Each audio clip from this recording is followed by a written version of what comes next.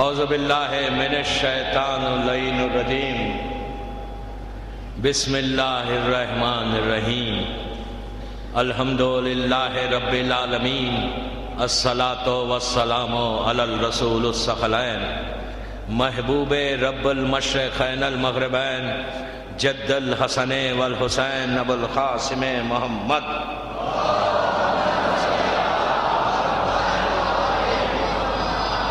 وعلی اہل بیتہ طیبین الطاہرین المعصومین المظلومین بسم اللہ الرحمن الرحیم یا سار اللہ وابن سارہ والوتر الموتور صلوات پڑھے محمد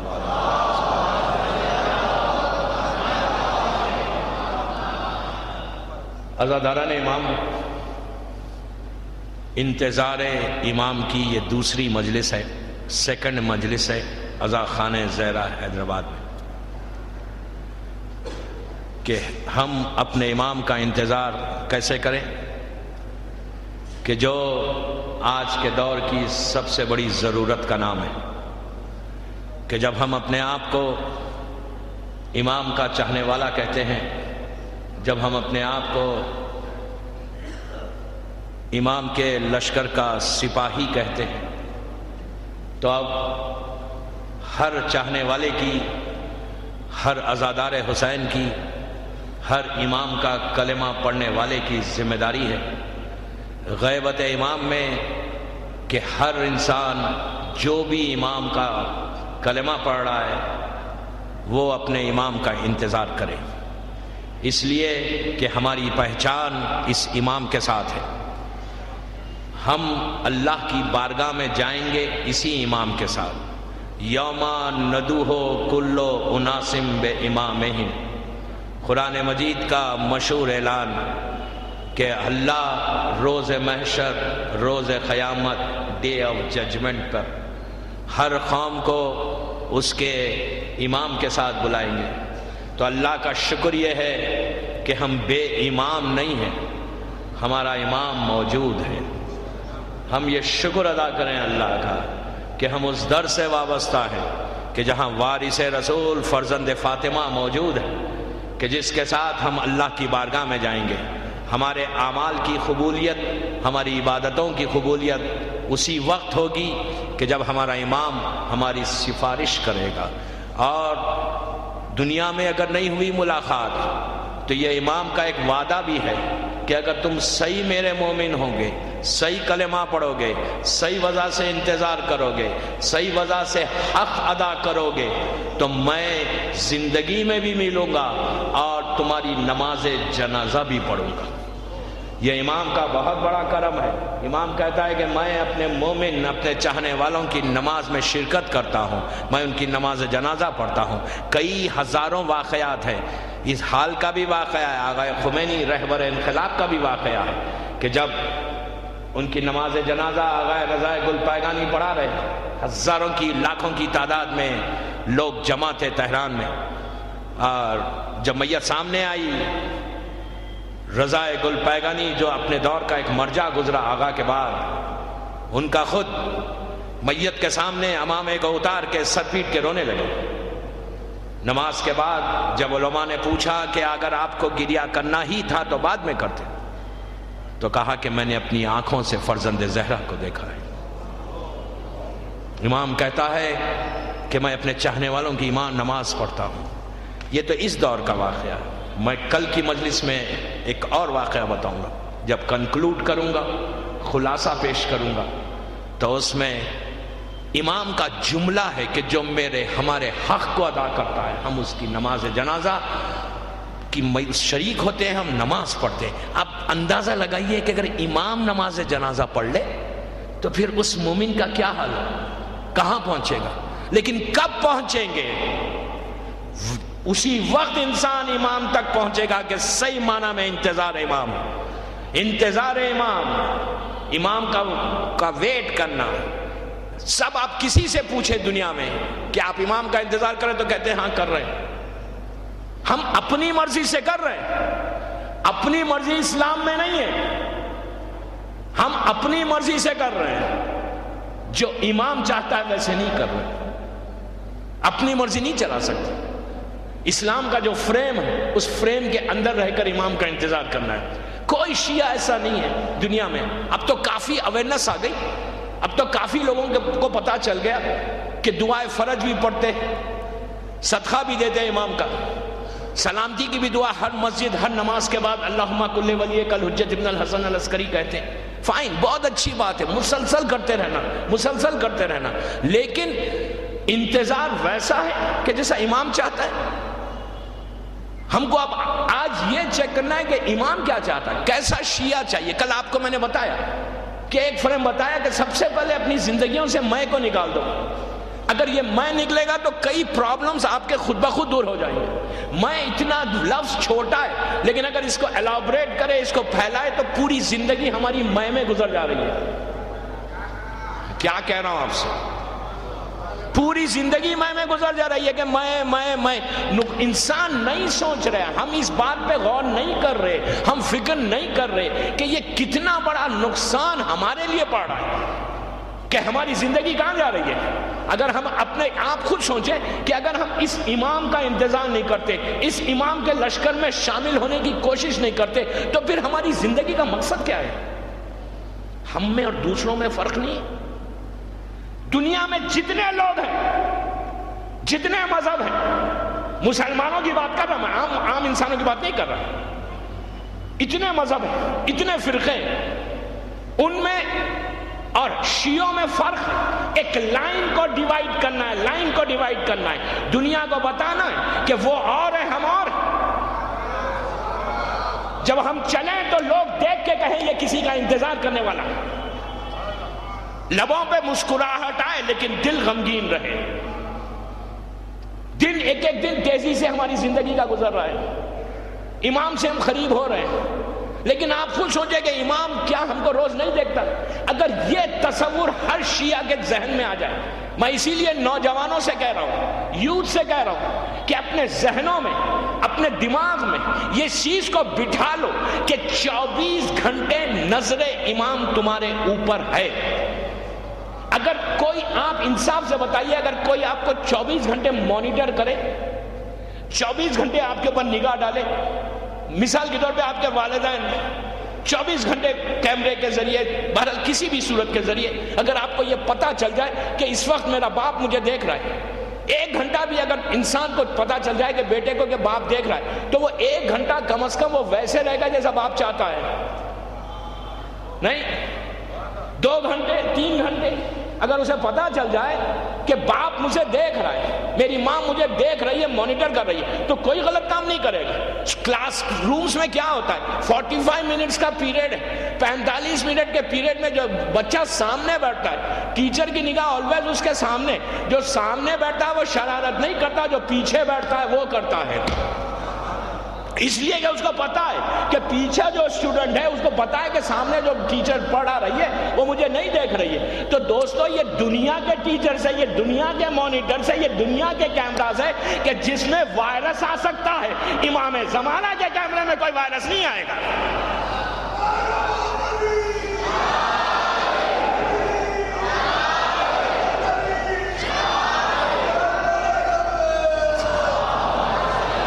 تو یہ تصور کرو کہ 24/7 24 گھنٹے سرکار کی نگاہیں کیوں ہے؟ آپ کہیں گے کیسے دیکھ رہے ہیں، کیسے دیکھ رہے ہیں؟ یہ کس کا بیٹا ہے؟ علی کا بیٹا ہے۔ وہ علی جو مالک اشتر کے ذہن میں خیال آیا تو پلٹ کے کہا کہ جو سامنے آ رہے تھے تم مار رہے تھے، میں نسلوں کو دیکھ رہا تھا۔ جو نسلوں کو دیکھے وہ آپ کو دیکھنے میں کون سی بات ہے؟ پھر اسی علی کا جملہ نہیں ہے، جب شاہ راوی نے آگے کہا مولا جو سوال کرتے آپ فوراً جواب دے دیتے. ارے ذرا مولا کو سکھا رہا ہے. آج بھی تو لوگ کہتے ہیں نا، اس وقت مولا کو بتانے والے تھے، آج ہمارے مرجعوں کو بتانے والے. کہا مولا ذرا تکلف سے آپ سوچ کے جواب دیں، جو پوچھتے ہیں آپ فوراً جواب دے دیتے. علی تو جانتے تھے. میرا مولا نے مسکرا کے کہا یہ بتا تیرے ہاتھ میں انگلیاں کتنی ہیں؟ اس نے کہا 5. علی نے کہا تو نے دیکھا نہیں ویسی کہہ دیا. تو کہا مولا یہ تو 24 گھنٹے میرے ساتھ ہے. تو کہا جیسے انگلیاں تمہارے 24 گھنٹے تمہارے ہاتھ کے ساتھ ہے، ویسے کائنات میرے سامنے ہے. کائنات میرے سامنے. تو مجھے کیا سکھا رہا، مجھے کیا بتا رہا؟ جس کے صدقے میں کائنات بنی. تو زمانے کا امام فرزند علی ہے، اس دور کا علی ہے. تو ان کے سامنے زمین اور آسمان ہے. آج یاد رکھیں، کوئی شخص کسی کی دعا ذمہ داری سے کہہ رہا میں اپنے الفاظ کا ذمہ دار ہوں، میری مجلس ٹیپ ہو رہی ہے، کوئی انسان کی، مومن کی دعا اس وقت تک قبول نہیں ہوتی جب تک فرزند زہرا کے ہاتھ بلند نہیں ہوتے.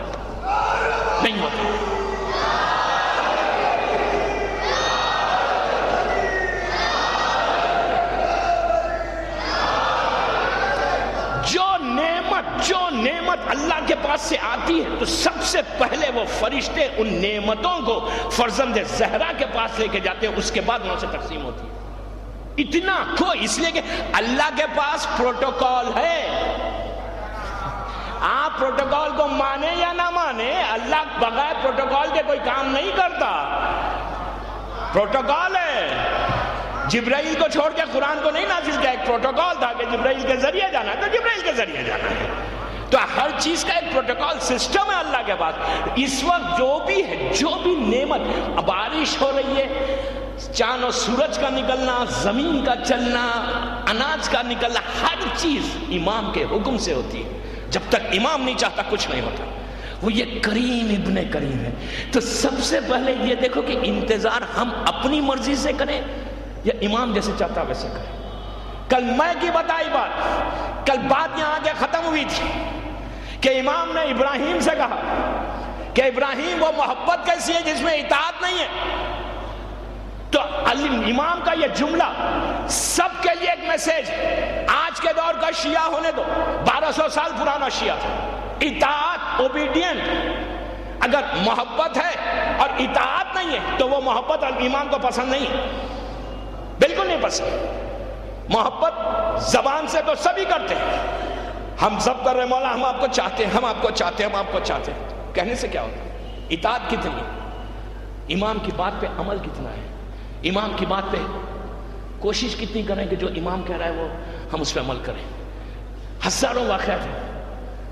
علی ابن یقین کا واقعہ، اطاعت کیا ہے. حبیب کا واقعہ، ہارون مکی کا ہے. ہارون مکی کے واقعے میں ایک جملہ ہے امام کا، وہ جملہ میرا میسیج ہے آج کا. واقعہ ہزاروں مرتبہ بچپنے سے آپ نے سنا، لیکن جو امام کا جملہ ہے وہ ہو سکتا نہیں سنا. ہارون مکی کا مشہور واقعہ سب کے دل پر نقش کل حجر کی طرح ہے. لیکن آخر میں جو امام نے میسیج دیا نا، وہ اگر آج ہمارے نوجوانوں کو سمجھ میں آ جائے نا کہ امام چاہتا کیا ہے، اطاعت کیا ہے، اس سے بہتر کوئی واضح واقعہ نہیں ہے اطاعت کے. علی ابن یقین کا بھی ہے، لیکن بات لمبی ہوگی اس لیے میری منزل آگے. ہارون مکی کون تھا؟ ایک ہم جیسا شیعہ تھا، کوئی آسمان سے اتر کے شیعہ نہیں آیا تھا. وہ بھی امام کی، چھٹے امام کے دور میں اپنے دور کے امام زمانہ کے ساتھ محبت کرتا تھا، ان کی اطاعت کرتا تھا، ان کے پیچھے نماز پڑھتا تھا، جو امام کہتے تھے وہ سنتا تھا. ویسے ہزاروں لوگ تھے چھٹے امام کے زمانے میں، ہزاروں کی تعداد میں شیعہ تھے، سب امام کی بات سن رہے. تو اس وقت امام مدینے میں ایک شخص ہم جیسا شیعہ آیا، آ کے کہنے لگا مولا آپ مدینے میں بیٹھے ہوئے، اتنے چاہنے والے آپ کے ہیں، خود بغداد میں 60,000 کے قریب ہے، 60,000 کے قریب ہے. آپ چھوٹے سے مدینے کو لے کے اور وہاں کے شیعوں کو لے کے آپ منصور کے خلاف آواز بلند کریں، ہم آپ کی مدد کریں گے. تو امام نے کہا کہ کتنے ہیں بغداد میں شیعہ؟ تو اس نے کہا مولا 60,000 کے اوپر صرف بغداد میں شیعہ ہے. تو کہا سب ہمارے چاہنے والے؟ تو کہا مولا سب آپ کا کلمہ پڑھتے ہیں، سب آپ کو چاہتے ہیں. تو امام نے کہا اچھا سب چاہتے ہیں مجھے؟ تو کہا مولا سب کلمہ پڑھتے ہیں، آپ کی ایک آواز کے اوپر سب باہر نکل جائیں گے. تو امام نے کہا اور تم؟ تو کہا میں آیا ہوں ان کا پیغام لے کر کہ مولا آپ اعلان کریں ہم آپ کا ساتھ دینے والے ہیں. یہ اس کو بتا رہا ہے جو دلوں کے راز سے واقف ہے. اس کو بتا رہا ہے, اس امام کو بتا رہا ہے کہ جو دل کی دھڑکن سے واقف. راز بھی بہت بڑی بات ہے, دھڑکنوں سے واقف, کہ جو دل کا دھڑکن ہے نا اس سے واقف. امام مسکرائے, مسکرا کے مشروط بات کو میں کم کر رہا ہوں. امام نے غلام سے کہا تندور کو روشن کرو. تندور روشن ہوا. باتیں کرتے ہوئے جب وہاں تک آئے تھے اس کو یہ پتہ نہیں تھا کہ امام لے کے کہاں جا رہے ہیں. پہنچے, تندور کی آگ کو دیکھا. امام نے کہا کہ اے دعویٰ کرنے والے چلا جا اس کے اندر. اس نے کہا مولا میں اس کے اندر چلا جاؤں؟ ارے جیتے جی مر جاؤں گا. مولا آگ ہے جل جاؤں گا. اس کو یہ پتہ نہیں کہ امام کبھی کسی کو مارتا نہیں. امام زندگی دیتا ہے, موت نہیں دیتا. موت نہیں دیتا.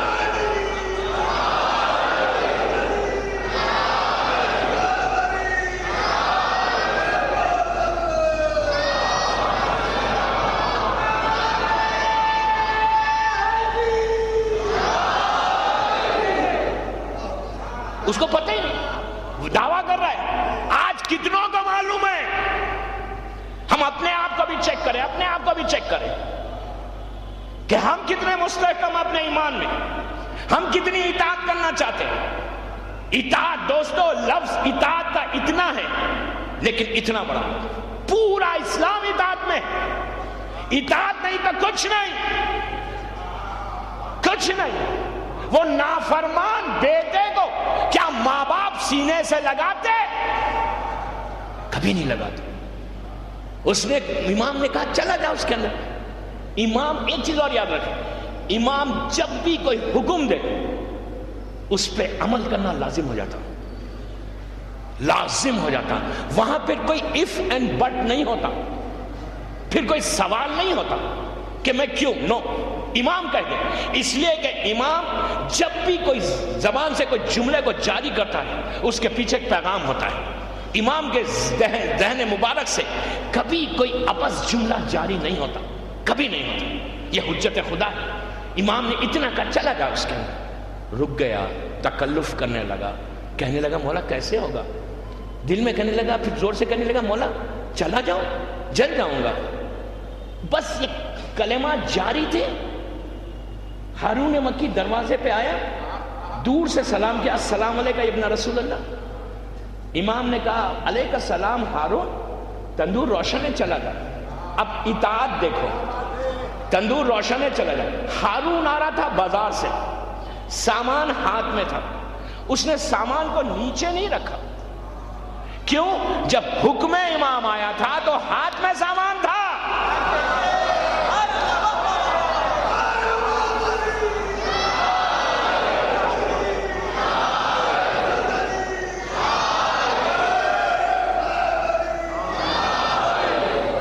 حکم امام آتے اس نے پرے مغز نے تکلف ایک سیکنڈ کے لیے بھی نہیں کیا کہ میں اتنی بھی اطاعت میں رکوں کہ میں سامان رکھوں پھر جاؤں. اس نے کہا نہیں, جب حکم امام آیا سامان میرے ساتھ تھا, وہ سامان سمیت چلا گیا. چلا گیا اندر. امام نے لڈ لیا, اوپر لگا دیا, لگا کر اس کے شانے پہ ہاتھ رکھا, رکھ کے کہا اچھا اے عبد خدا یہ بتا بغداد کے حالات کیسے ہیں.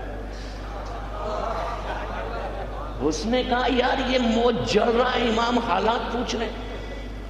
امام نے کہا اچھا یہ بتا بغداد میں مومنین کے حالات کیسے ہیں, مومن کیسا ہے, ان کی زندگی کیسے چل رہی ہے, ان کے کاروبار کیسے چل رہے ہیں. امام اس طرح کی باتیں کرنے, جنرل باتیں کرنے لگا کہ مومنین کے بارے میں اور یہ دل میں جواب تو زبان سے دے رہا ہے, دل میں یہ سوچ رہا ہے کہ ہائی امام کو کیا ہو گیا, امام اس کے حالات پوچھ رہے ہیں, اس کے بارے میں تو سوچ ہی نہیں اس کا ہو کیا رہا ہوگا.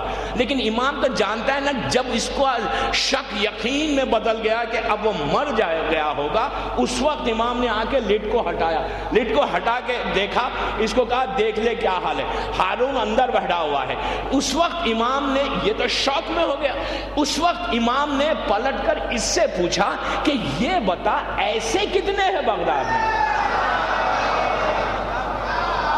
ایسے کتنے ہیں. تو اس وقت کا شیعہ پلٹ کے کہتا ہے فرزند رسول ایک بھی نہیں ہے۔ امام نے کہا مجھے ایسا شیعہ چاہیے، اطاعت یہ ہے، اوبیڈینٹ ایسے بننا ہے کہ حکم امام پہ اپنی مرضی نہیں چلانا۔ آج ہم خود اپنی زندگی میں چیک کریں، امام تو بہت بڑی بات ہے، انتظار امام کون کر رہا ہے؟ ہم سب انتظار کر رہے ہیں، لیکن کتنی ایسی باتیں کہ ہم اپنے اس دور کا جو مرجع ہے، جو نائب امام ہے، ہم اس کی کتنی بات سنتے۔ بعض وقت تو یہ عالم بڑے سکون کے ساتھ کہتے ہیں ہمارے سمجھ میں نہیں آیا۔ ویری گڈ، ہمارے سمجھ میں نہیں آیا، یعنی ہم مرجع آغا شیستانی سے بڑھ گئے، ہمارے سمجھ میں نہیں آیا۔ What do you mean ہمارے سمجھ میں نہیں آیا؟ کیا مطلب ہمارے سمجھ میں نہیں آیا؟ تخلید کسے کہتے ہیں؟ انکنڈیشنل سرنڈر کا نام تخلید ہے، انکنڈیشنل سرنڈر کا نام تخلید ہے۔ تخلید سے پہلے آپ جو چاہے کریں۔ بات آئی ہے تخلید کی، مجھے میرے اوپر پریشر ہے کہ میں بولوں، انتظار امام ہے، اس لیے کہ اگر تقلید کوئی نہیں کرتا، کوئی علماء کی شان میں گستاخی کرتا، پھر وہ انتظار کیسے کر رہا ہے؟ میں کیا کہہ رہا ہوں؟ کیسے انتظار؟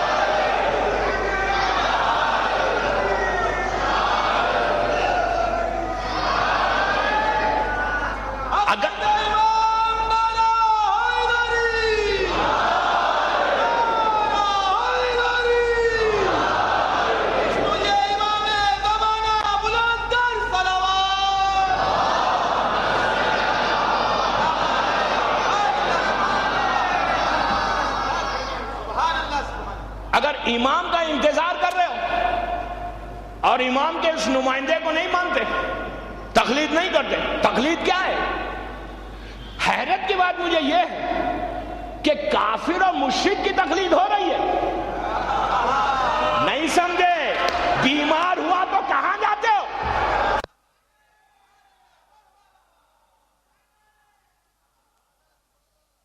کافر اور مشرک کی تقلید کر رہے ہو۔ آپ کہیں گے کیسے؟ بیمار ہو گئے، شدید بیمار، فوراً کافی ڈاکٹر کے پاس لے کے چلے گئے۔ وہاں جا کر ڈاکٹر نے کہا کہ بھائی آپ کا یہ مرض ہے اور آپ کو سرجری کرنا پڑے گا، آپ کو یہ کرنا پڑے گا، آپ کو یہ کرنا پڑے گا۔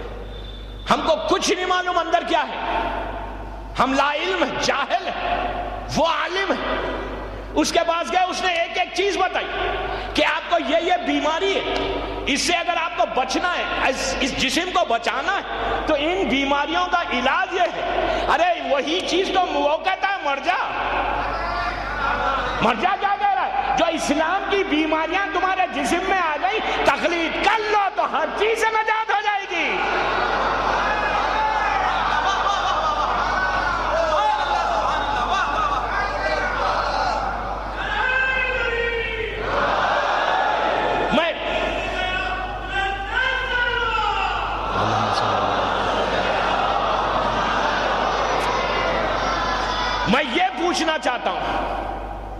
میں یہ پوچھنا چاہتا ہوں کہ آج ہم مغرب کی 3 رکعت نماز پڑھتے ہیں، فجر کی 2 رکعت پڑھتے ہیں، عمرے پہ جاتے ہیں، حج پہ جاتے ہیں۔ غور سے سنیں پلیز، عمرے پہ جا رہے ہیں، حج پہ جا رہے ہیں، مسجد شجرہ مدینہ منورہ سے آ رہے ہیں، اللہ ہم کو زیارت نصیب کرے انشاءاللہ۔ مدینہ منورہ سے آ رہے ہیں تو مسجد شجرہ جاتے ہیں، وہاں جا کے احرام باندھتے ہیں، سب سنی شیعہ سب وہیں جا کے احرام باندھتے ہیں۔ احرام باندھ کر وہاں سے چلے اور خانہ کعبہ پہنچے۔ خانہ کعبہ پہنچ کے جو بڑا امپورٹنٹ رکن ہے اسلام کا، حج، سب وہیں سے جا رہے ہیں، طواف کر رہے ہیں، حجر اسود سے شروع کر رہے ہیں طواف، اور خانہ کعبہ کا چکر لگا رہے ہیں ساتھ، اور عام تمام مسلمان اپنے سینے کو بتا رہے ہیں کعبے کی طرف، ہم صرف اپنے شولڈر کو بتا رہے ہیں کعبے کی طرف، پورا 7 چکر لگا رہے ہیں، مقام ابراہیم کے پیچھے جا کے نماز پڑھ رہے ہیں، صحیح کرنے جا رہے ہیں، صفا سے شروع کر رہے ہیں، مروہ پہ ختم کر رہے ہیں، تقصیر اس وجہ سے کر رہے ہیں۔ یہ سب کس نے بتایا؟ آپ نے دیکھا رسول نے سے کیا؟ دیکھا رسول نے مسجد شجرہ سے باندھا، احرام ایسا باندھا، احرام ایسا نہیں باندھا، حجر اسود سے شروع کیا، کعبے کا اس طرح طواف کیا، نماز اس طرح پڑھی، مغرب کی 3 رکعت نماز کس نے دیکھی رسول نے ایسے پڑھی؟ کس نے دیکھی؟ آج کوئی نہیں، کوئی بتا سکتا کہ کس نے دیکھی نماز؟ کسی نے نہیں دیکھی، کوئی مسلمان نہیں بتا سکتا۔ تو یہ آیا کیسا؟ آپ کو پتا کیسے چلا کہ رسول نے ایسے نماز پڑھی؟ حج کو ایسے کرنا ہے، عمرے کو ایسے کرنا ہے، رات میں جاؤ تو کھلی گاڑی میں جاؤ، دن میں جاؤ تو بند، جو آپ کے مسئلے ہیں، تو یہ کس نے بتایا؟ کس نے دیکھا رسول نے ایسے کیا؟ آج کا شیعہ کل اگر روز محشر اللہ پوچھے کہ تو کیوں کیا ایسا، تیرا حج باطل ہم قبول نہیں کرتے، تو آپ کیا کہیں گے؟ کیا کہیں گے اس وقت؟ کس نے بتایا؟ ہم کہیں گے کہ ہمارے مرجع نے بتایا۔ آپ کیا کہیں گے؟ آپ کیا کہیں گے؟ آپ کس کو بتائیں گے؟ تو یہ جو کچھ ہے، مرجع جو اجتہاد کرتا ہے دوستوں، کوئی مذاق نہیں ہے، کوئی مذاق نہیں ہے اجتہاد۔ اجتہاد پورے 6500 آیتیں، اس کا مفہوم سمجھنا، پورے روایتیں ذہن میں رہنا، اور پورے راویوں کا سلسلہ ذہن میں رہنا، ان کا خاندان ذہن میں رہنا، ان تمام چیزوں کو لے کر ایک فتویٰ، وہ فتویٰ نہیں دے رہا، اپنی پوری زندگی کسوٹی پہ لگا رہا۔ اگر ایک مسئلہ بھی غلط ہو گیا، آپ تو کھل کے کہہ دیں گے کہ ہم نے آغا خوئی کی تقلید کی، رہبر کی شیستانی کی، تو ہم تو بچ گئے، وہ مسئلے میں آ گیا۔ اسی لیے کہا کہ جو ہمارا عالم ہے، معصوم کا جملہ ہے کہ اگر باعمل عالم، باعمل عالم، باعمل عالم، اس کے چہرے کو دیکھنا ایسا جیسے میرے چہرے کو دیکھنا، میرے چہرے کو۔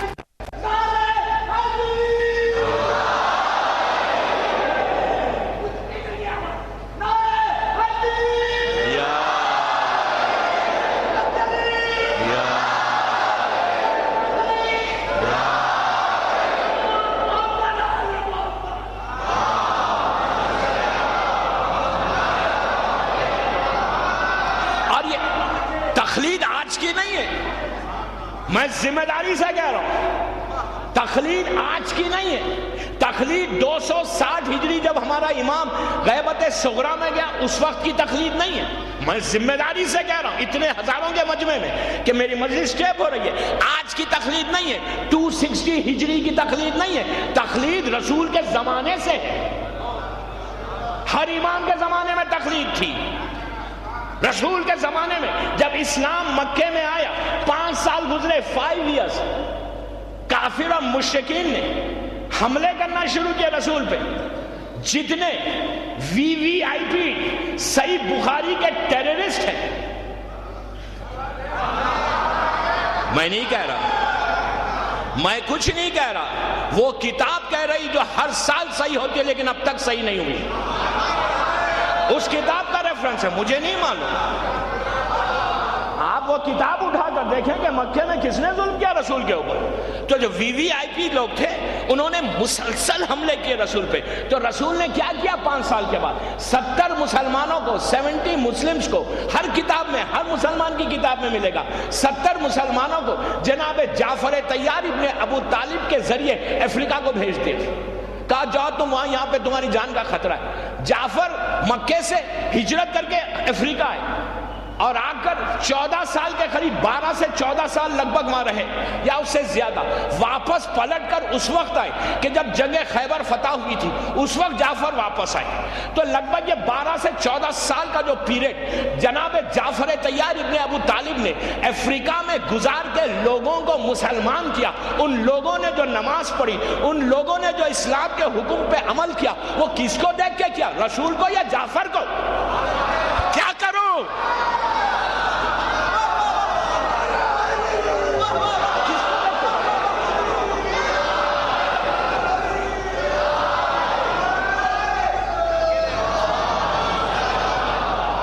جعفر طیار کو دیکھ کے اسلام قبول کیا، ان کا اسلام کیا، ان سے سوال ہوگا تو وہ روز محشر جواب دیں گے کہ نماز ایسے اس لیے پڑھی کہ جعفر طیار نے بتایا۔ وہ لوگ جعفر طیار کی تقلید میں تھے، آج ہم آغا شیستانی کی تقلید میں۔ سالوات پڑھیں محمد والے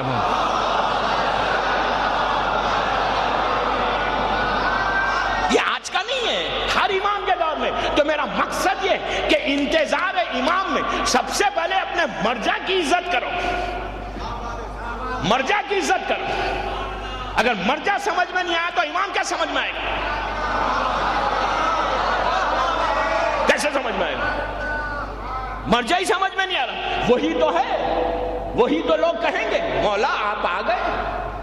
یہ کل بتاؤں گا، کل کی آخری مجلس ہے، کل ظہور تک آپ کو لے کے جاؤں گا انشاءاللہ کہ ظہور کے وقت کیا حالات ہوں گے، امام ظہور کیسے کرے گا، اس پردے کو ہٹا کر امام آئے گا ہمارے سامنے کیسے۔ جب امام سامنے آئے گا تو شیعوں کی حالت کیا ہوگی، ایسے سو کالڈ شیعہ کو، ہر کو نہیں، وہ تو مومن ہے، جو اپنے آپ کو سو کالڈ مومن کہتے ہیں نا، ان کی حالت کیا ہوگی۔ وہ کل کی مجلس جو آخری مجلس ہے، کل ٹھیک 8:30 یا 8:45 پہ ممبر پہ آؤں گا، یہی ٹائم پہ۔ بہرحال ایک صلوات پڑھیں محمد وآلہ محمد۔ تو سب سے پہلے اطاعت ہو، اطاعت دوستو، اطاعت مرجع کی پہلے کرو پھر امام کی کریں گے۔ آج کے دور کا جو امام کا ایک نمائندہ ہے، بہت کلیئر کہہ رہا ہوں، یہ نومینیٹڈ امام کا نمائندہ نہیں ہے، یہ خاص امام کا نمائندہ نہیں ہے، اس کو امام نے ڈائریکٹ بنایا نہیں۔ آج کے دور صرف 4 ایسے تھے جن کو امام نے نومینیٹ کیا تھا، بنایا تھا، وہ غیبت صغرا میں تھے، جن کا عثمان ابن سعید، محمد ابن عثمان، حسین ابن رو اور علی ابن سمیری۔ ان کا پیریڈ 77 ایئرز کا پیریڈ ہے، 70 یا 80 سال کا پیریڈ ہے۔ ان کا پیریڈ ختم ہوتا ہے 15 شعبان 228 ہجری۔ علی ابن سمیری جو آخری نائب ہے امام کا، اس کا انتقال ہوتا ہے۔ انتقال سے 8 دن پہلے امام کی توقیع آتی ہے، امام کا خط آتا ہے اور کہتے ہیں کہ اے علی ابن سمیری، اب غیبت کبریٰ کا آغاز ہو گیا، اور اب یاد رکھو تم اپنا نائب کسی کو نہیں بنانا، اب ہمارا جو نائب ہوگا، جو تقوی کے اس عالم میں ہوگا، جو علم کے اس حالت میں ہوگا، جو ہماری اطاعت میں زندگی گزارے گا، جو وہ ہمارا نائب ہوگا۔ اب کوئی ڈائریکٹ آغا شیستانی ڈائریکٹ نائب نہیں ہے امام کے، امام نے انہیں نہیں بنایا، لیکن تمام ان کے علم کے ذریعے سے انہوں نے اپنی توضیح نکالی، اجتہاد کیا، توضیح نکالی، ہم ان کی تقلید کر رہے ہیں۔ بہرحال 4 نائب جو ہے وہ صرف پہلے کے 4 نائب ہیں۔ 328 ہجری 15 شعبان سے غیبت کبریٰ کا آغاز ہوا، آج ہم 1432 ہجری میں ہیں، لگ بھگ 1100 سال کا یہ پیریڈ ہے جو امام غیبت کبریٰ میں کس وقت گزر رہا ہے۔ یہ وقت وہ ہے کہ خود زمانے کے امام کا جملہ ہے کہ یہ وقت بڑا طویل پیریڈ ہوگا، بڑا لانگ پیریڈ ہوگا، یہ زمانہ بہت لمبا چلے گا اور اس میں حالات دنیا کے بدلتے جائیں گے۔ تو یہ 1100 سال کے پیریڈ میں ہزاروں کی تعداد میں مومنین آئے اور گئے، اور کوئی یہ جو آج کہتا ہے، مجھ سے بھی کہا گیا کہ یہ کیسے ممکن ہے کہ امام کی زیارت کیسے ہوگی؟ نہیں دوستو، میرے پاس تاریخ ہے، میرے پاس پوری ہسٹری ہے۔ 77 ایسے علماء ہیں یا 80 ایسے علماء ہیں جس سے امام نے ملاقات کی۔ پر انتظار امام دیکھیں، میں انتظار امام ہی پہ بات کر رہا کہ آپ کے، میں صرف یہ بات اسی لیے بتا رہا کہ آج کا جو شیعہ ہے، آج کا جو نوجوان ہے، اس کے دل میں خواہش ہو، اس کے دل میں ایک آرزو ہو، اس کے دل میں ایک تمنا ہو، اس کے دل میں ایک وش ہو کہ میں اپنے اس دور کے امام کو دیکھوں۔ اس لیے کہ دوستو، ہم سے بڑا بدنصیب کوئی نہیں ہے۔ ہمارا سید و سردار، ہمارا موصف، ہمارا امام موجود ہے جو ہماری ماں باپ سے زیادہ ہم سے محبت کرتا ہے، ماں باپ سے زیادہ ہمارے اوپر رحم کرتا ہے، ماں باپ سے زیادہ ہمارا خیال رکھتا ہے، ماں باپ سے زیادہ ہماری ہر بات کو سنتا ہے، معاف کرتا ہے۔ وہ امام اس وقت ہے لیکن ہم نہیں دیکھ سکتے۔ تو انتظار ایسا کرو، امام کی محبت ایسا کرو، امام سے ملنے کی خواہش ایسے کرو کہ خود امام چاہتا ہے۔ آج ایک واقعہ آئے گا، اس میں بتاؤں گا کہ امام کتنا تڑپ رہا ہے، امام کتنا بے چین ہے، امام کتنے کرب کے عالم میں ہے کہ میں اب میرے چاہنے والے مجھے ویسے نہیں پکارتے جیسے پکارنے کا حق ہے۔ اگر آپ تاریخ دیکھیں، محمد ابن یعقوب کلینی وہ پہلی شخصیت جس نے اصول کافی لکھی، اس سے امام کی ملاقات۔ ان کے بعد کا پیریڈ شیخ صدوق، ان کے والد حسین ابن بابی خمی، ان کے پاس 11 امام کا خط آیا اور آج کے زمانے کے امام نے ان کو بشارت دی۔ صلوات پڑھیں محمد وآلہ محمد۔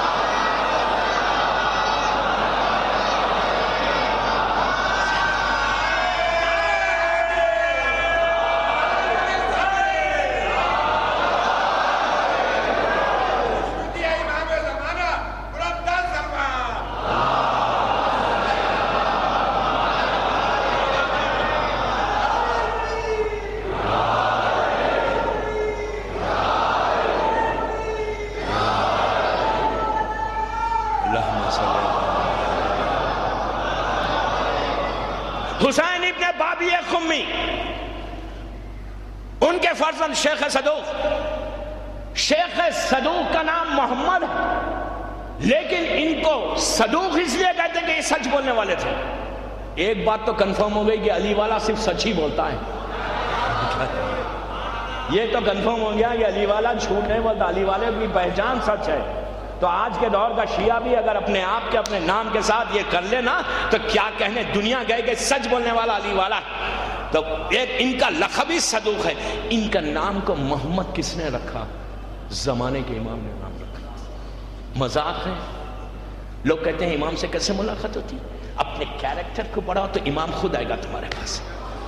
کردار کو بڑھاؤ، کردار کو بڑھاؤ، کوشش کرو امام کی نصرت کرنے، امام سے ملنے کی۔ پھر دیکھو امام ملتا کیسا ہے۔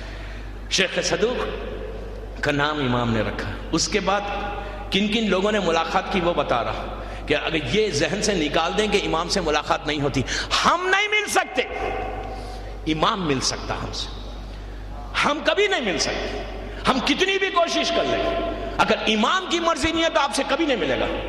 بعض وقت تو ایسا ہوتا ہے کہ ایک کوشش میں امام سامنے آ جاتا ہے، کوئی عمل آپ کا پسند آ جائے، آپ کا خلوص پسند آ جائے تو فرزند زہرا سامنے آتا۔ علامہ ہلی، ان سے 4 یا 5 ملاقاتیں امام کی، 4 یا 5۔ شیخ مفید 3 یا 4 ملاقات کتابوں میں ہے۔ شیخ مرتضی انصاری، ان کی محفل میں امام آ گیا۔ علامہ مجلسی، مہدی بحر العلوم، مشہور عالم ہمارے حال کا، کوئی بڑا 200 سال 300 سال پرانا نہیں، حال کا مشہور عالم آقا مہدی بحر العلوم۔ مہدی بحر العلوم کے بارے میں کہ شیخ سے امام سے ملاقات کی۔ الحاظ سید ابو القاسم الخوئی، ان سے ملاقات ہے۔ رہبر انقلاب کا تو مشہور واقعہ ہے، مشہور واقعہ ہے کہ جب انقلاب آیا اور 2 یا 3 سال گزرے، اور 3 سال گزرنے کے بعد جب انٹرنل کو ہوا، 2 سال گزرے یا 3 سال گزرے، انٹرنل جب کو ہوا، انقلاب اندر سے آیا، جو شیطان بزرگ تھا اس نے پیسے دے کے فوج میں انقلاب لایا، اور انقلاب کا یہ عالم ہوا کہ جتنی ایئر فورس تھی پوری ایئر فورس کو کنٹرول کر لیا۔ بڑے بڑے جو ان کے پائلٹس تھے ان لوگوں نے یہ پلان کیا کہ اب ہم آغا کو اٹھا لیں گے، اٹھا کے ایک سیف جگہ پہ لے کے جائیں گے اور ان کو وہاں ختم کر دیں گے اور شاہ کو واپس لا لیں گے۔ ایئر فورس میں، آرمی میں کو ہوا۔ جتنے اس وقت کے ہمارے بڑے علماء تھے، جس میں آغا عراقی بھی ہے، رضا گل پیگانی بھی ہے، آغا شیرازی، جتنے بڑے بڑے مرجع تھے اس وقت، سب رہبر کے پاس آئے اور آ کے کہنے لگے کہ رہبر بڑا مسئلہ ہو گیا، انٹرنل کو ہو گیا، اب فوج سامنے آ گئی۔ رہبر خاموش بیٹھے رہے۔ پھر کہا کہ پرابلم ہو گیا، اب کیا ہوگا ملک کا؟ تو کہا تم انتظار کرو۔ رہبر حجرے میں گئے، ایک روم میں گئے، ان کا جو خاص کمرہ تھا، اس کمرے میں گئے، آدھا گھنٹہ ٹھہرے، واپس آئے۔ واپس آ کے ان علماء سے کہا کہ میں پورے ملک کو خطاب کرنا چاہتا ہوں، اور پورے ملک کو خطاب کر کے میں ایک اعلان کرنا چاہتا ہوں۔ تو ان لوگوں نے کہا کہ آغا کیا اعلان کرنا چاہتے ہیں؟ تو کہا میرا یہ اعلان ہے کہ جتنے مرد و زن ہیں، جتنے بچے ہیں، جتنے انسان اس وقت ایران میں، سب راستوں پہ باہر اپنے گھروں سے باہر آ جائیں۔ ان لوگوں نے کہا آغا آپ کا یہ اعلان لاکھوں ہزاروں لوگوں کو مار ڈالے گا۔ آغا نے کہا نہیں، یہ میرا اعلان ہے، میرا حکم ہے۔ ان لوگوں نے کہا آغا آپ سوچیں کہ ہزاروں کی تعداد میں لوگ شہید ہو جائیں گے، آپ یہ کیا اعلان کرنے جا رہے ہیں کہ پورا ملک باہر آ جائے؟ کھو ہو گیا۔ آغا نے کہا یہ میرا حکم ہے۔ تیسری مرتبہ جب انہوں نے زور دیا، زور دے کے کہا کہ آغا اس سے ہزاروں لوگوں کا انتقال ہو جائے گا، شہید ہو جائیں گے، پورا ملک باہر آئے گا، تو کہا میں تمہاری بات سنوں یا امام مہدی کی بات سنوں؟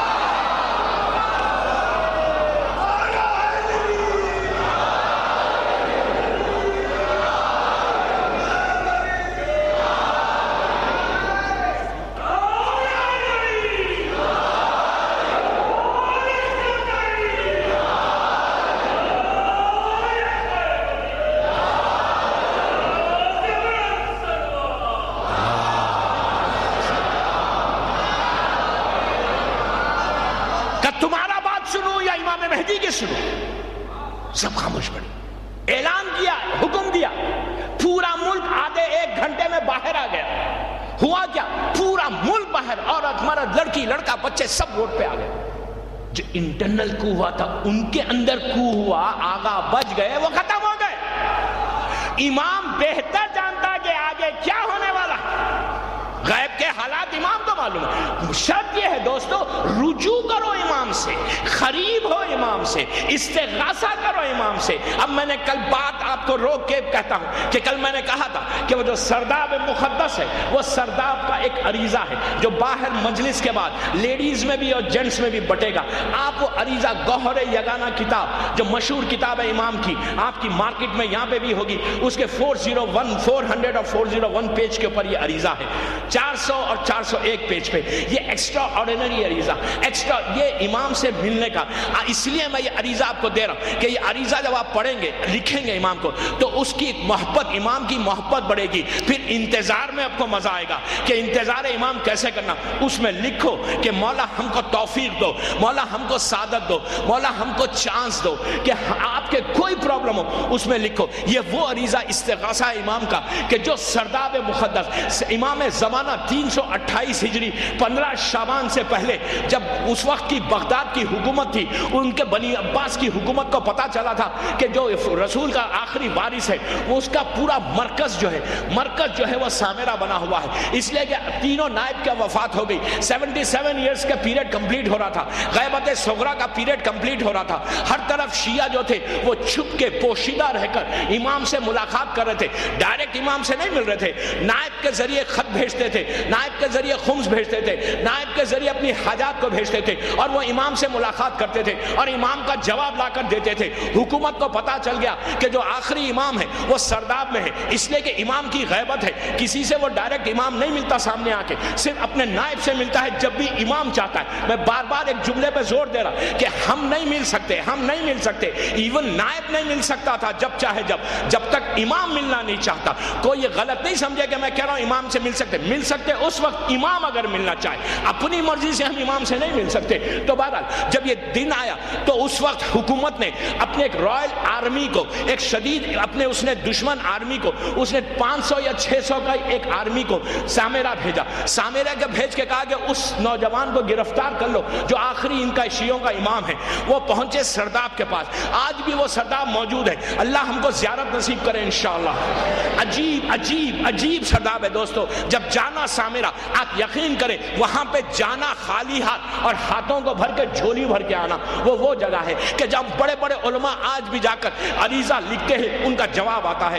تو جب وہاں سرداب کے پاس یہ فوج پہنچی، پوری اس کی فوج پہنچی، تو اطراف نے پوری فوج نے اس سرداب کو باہر سے گھیر لیا، اس لیے کہ اندر سے قرآن کی تلاوت کی آواز آ رہی تھی.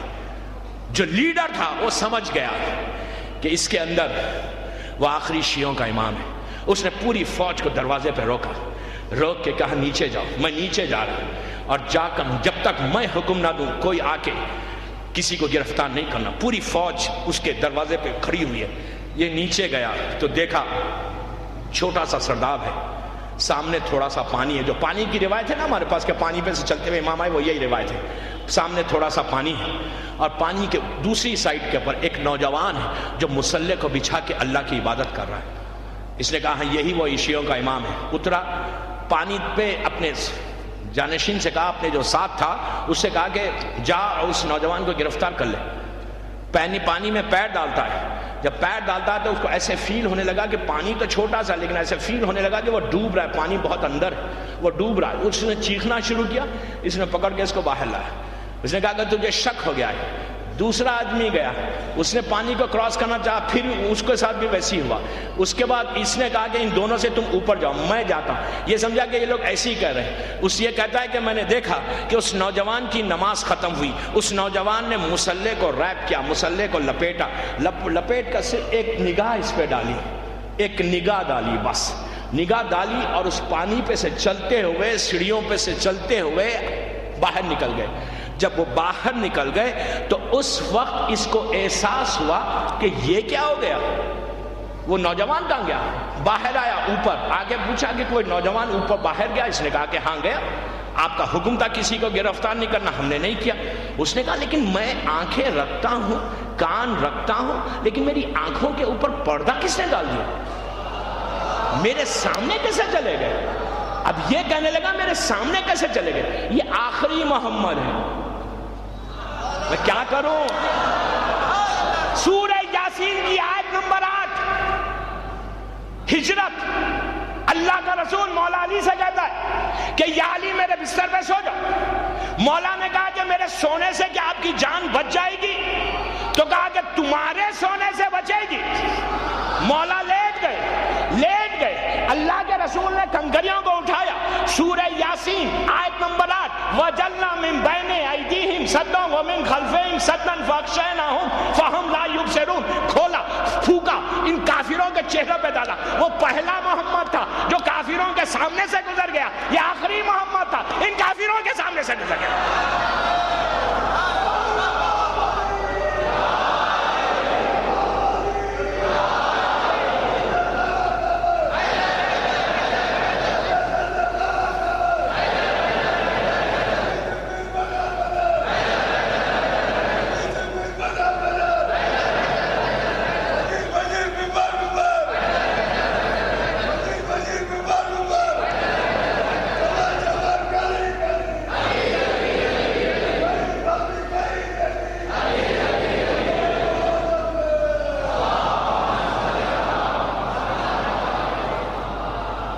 امام باہر نکل گئے، بنی عباس کی جو کوشش تھی وہ ختم ہو گئی، بس آخری مرتبہ امام کو دیکھا گیا، پھر امام ظاہری طور پہ نہیں آئے، غیبت کبریٰ کا آغاز ہو گیا۔ امام باہر آ گئے، علی ابن سمیری کی 15 شعبان یاد رکھیں، 15 شعبان دو امپورٹنس ہے 15 شعبان کی، کہ 15 شعبان ولادت امام ہے، 15 شعبان غیبت کبریٰ کا دن ہے۔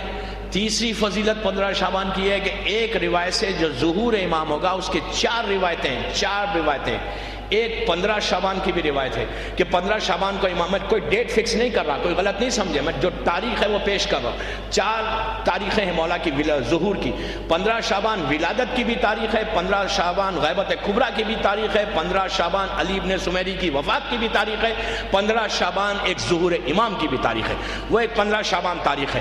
اس مہینے کی 25 تاریخ 25، اس مہینے کی جو 25 تاریخ ہے یہ بڑی امپورٹنٹ تاریخ ہے۔ ان مجالس کے انعقاد میں اس تاریخ کو دیکھ کے بھی العباس والوں نے رکھا کہ 25 تاریخ جو ہے یہ ظہور امام کی تاریخ ہے۔ 25 ذی القعدہ ایک روایت سے، 25 ذی القعدہ دوسری فضیلت یہ ہے کہ اللہ نے جب زمین اور آسمان کو خلق کیا اور زمین کو بچھانا شروع کیا تو وہ 25 ذی القعدہ کا دن تھا، اور 25 ذی القعدہ ظہور امام کی بھی تاریخ ہے۔ ایک روایت سے کہ سرکار کا ظہور اس تاریخ میں ہوگا۔ تیسری روایت ہے 23 رمضان شب قدر، شب قدر کی تاریخ بھی جو بھی 23 رمضان ہو، شب قدر ہو، 1900 2100 2300 2500 2700 جو بھی شب قدر ہے، روایت شب قدر کی ہے کہ شب قدر ایک تاریخ ہے کہ جس میں امام کا ظہور ہوگا۔ اور اس کے بعد ایک روایت جو تمام علماء، زیادہ علماء نے لکھا وہ ہے روز عاشورہ، اس کے بارے میں یہ کہا کہ طاق سال ہوگا، یعنی ایون ان ایون ایئر ہوگا، 2001 ہوگا، 2002 نہیں ہوگا، 2003 ہوگا، 1432 ہجری نہیں ہوگی، 1433 ہجری ہوگی، اس طرح سے طاق سال بتایا گیا، جمعے کا دن بتایا گیا، عاشورے کا دن بتایا گیا۔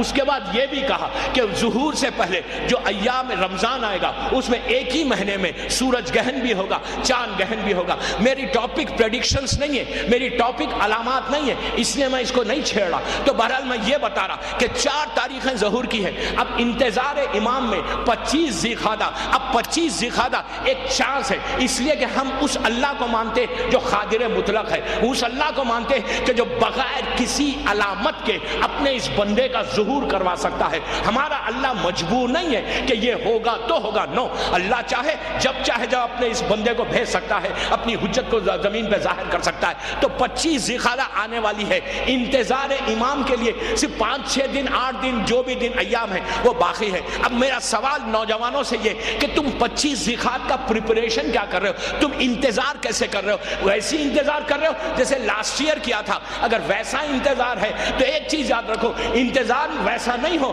کہ اگر لاسٹ ایئر جیسے کیا تھا، امام نہیں آئے کوئی بات نہیں، ہم اپنی زندگی گزاریں گے، یہ ذہن سے نکال دو کہ اپنی زندگی گزاریں گے۔ نہیں، جب 25 ذی القعدہ کی تاریخ آئے، اگر خدا نہ خواستہ، لفظ خدا نہ خواستہ استعمال کر رہا ہوں، دعا تو یہ ہے کہ میرا مولا آ جائے 25 کو انشاءاللہ، فرزند زہرا کا ظہور ہو جائے۔ اس لیے کہ دوستو یاد رکھو، ہر زیارت میں، ہر نماز کے بعد، ہر عمل کے بعد الجل الجل الجل کہتے ہو کیوں کہہ رہے ہو الجل؟ یہاں سے مت کہو، زبان کی نوک سے مت کہو، یہاں سے کہو، دل سے کہو مولا پلیز آؤ، مولا مولا آپ کو امام کا واسطہ آ جاؤ، اس لیے کہ امام دیکھتا ہے کہ کون مجھے کیسے پکارتا ہے۔ کل جب ظہور کے باتیں میں بتاؤں گا، کل کی مجلس بہت امپورٹنٹ ہے۔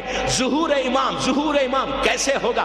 25 ذیقعدہ کو ہو، عاشورے کو ہو، 15 شعبان کو ہو، شب قدر میں ہو تو کیسا ہم حیدرآباد میں اگر ہم ہیں اور امام کا ظہور ہو جائے تو ہم اپنے اس دارالشفا سے، ہم اس حیدرآباد اپنے شہر سے، آپ جس بستی سے آئے ہیں ان اپنے گھروں سے امام تک جائیں گے کیسا؟ اگر آپ یہ کہہ رہے ہیں کہ ٹھیک ہے ہم کو جیسا جانا ہے ویسا چلے جائیں گے، نو، اپنی مرضی سے نہیں جائیں گے آپ۔ کوئی ذہن میں یہ مت رکھے کہ میں اپنی مرضی سے امام سے ملنے جاؤں گا، نو، کوئی جا ہی نہیں سکتا جب تک امام کا اذن نہ ہو، امام بلانا نہیں چاہے، کوئی اپنے گھر سے قدم نہیں نکال سکتا، امام حکم دے گا تو وہی جائے گا۔ تو کل کی مجلس میں بتاؤں گا کہ ظہور امام کے وقت ہماری حالت کیا ہوگی۔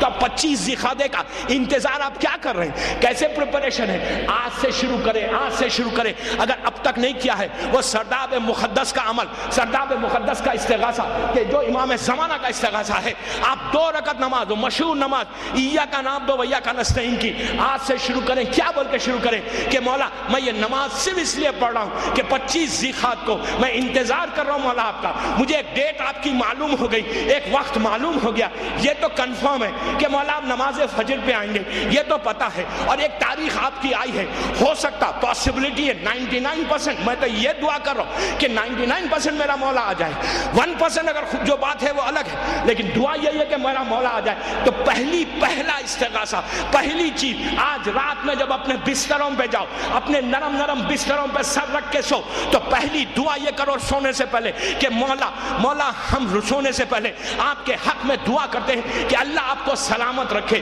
اللہ آپ کو سلامت رکھے، اور مولا جب ہم آپ آئیں تو ہم کو بھولنا نہیں، مولا ہمارے جو گناہ تھے ان کو معاف کریں، آئندہ تمام گناہوں کو پچھلے ان کو معاف کریں، اور مجھے توفیق دے کہ آئندہ میں کوئی گناہ نہیں کروں، آئندہ کوئی لغزش نہیں کروں، اور مولا آج کے بعد سے ہر لمحہ آپ کی معرفت میں اضافہ کرتے جاؤ۔ اس کے بعد جب کل صبح میں اٹھو، پلیز میں آپ سے ریکویسٹ کر رہا ہوں کہ 7-8 دن باقی ہے ظہور امام کی، میں ڈیٹ فکس نہیں کر رہا، جو کتابوں میں ہے وہ بتا رہا، 23 ذیقعدہ ایک ڈیٹ ہے، تو کل صبح میں اٹھ کے دعائے فرض کے پڑھنے کے بعد دعائے عہد ضرور پڑھو، اس لیے کہ اس میں ہم وعدہ کر رہے ہیں امام سے، پرومس کر رہے ہیں امام سے کہ مولا اگر میں زندہ رہا تو آؤں گا، مر گیا تو خبر سے اٹھ کے آؤں گا۔ اس کے بعد جب ہاتھ پیر پہ مارو، اپنی ران پہ الجل یا صاحب زمان کہو، تو ہر مار پہ کہو کہ مولا یہ جو میں مار رہا ہوں نا، اس لیے کہ اپنی دل سے کر کے آپ سے دعا کر رہا ہوں اس اللہ سے کہ آپ آ جاؤ۔ اس کے بعد یہ دعائے فرض پڑھنے کے بعد، دعا عہد پڑھنے کے بعد، کل کی صبح پہلا جو کام کرو، گھر سے باہر نکلو تو صدقہ دو امام کا صدقہ دے کر کل سے 2 رکعت نماز پڑھو، ساتھ قل هو اللہ احد کے ساتھ، اور یہ دعا کرو کہ مولا میں گناہوں کی معافی مانگ کے، اس لیے کہ دوستو ہم جو امام کا انتظار کر رہے ہیں، گناہوں کی کثرت ہے جس کی وجہ سے ہم امام کے قریب نہیں ہوتے۔ 2 رکعت نماز پڑھو، کل جو میں عریضہ باہر بٹنے والا ہے اس عریضے کو لکھو، کل سے مسلسل لکھو، کب تک لکھو؟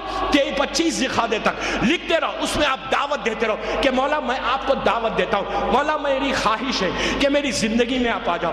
اس لیے کہ دوستو 11ویں امام کا جملہ کہ افضل ترین عبادت میرے بیٹے کا انتظار ہے، اگر انتظار صحیح ہو جائے، اگر امام نہیں بھی آئے تو کم از کم نام آ جائے ان لوگوں میں کہ جنہوں نے انتظار امام کیا، کچھ نہیں ہوا تو نام آ جائے۔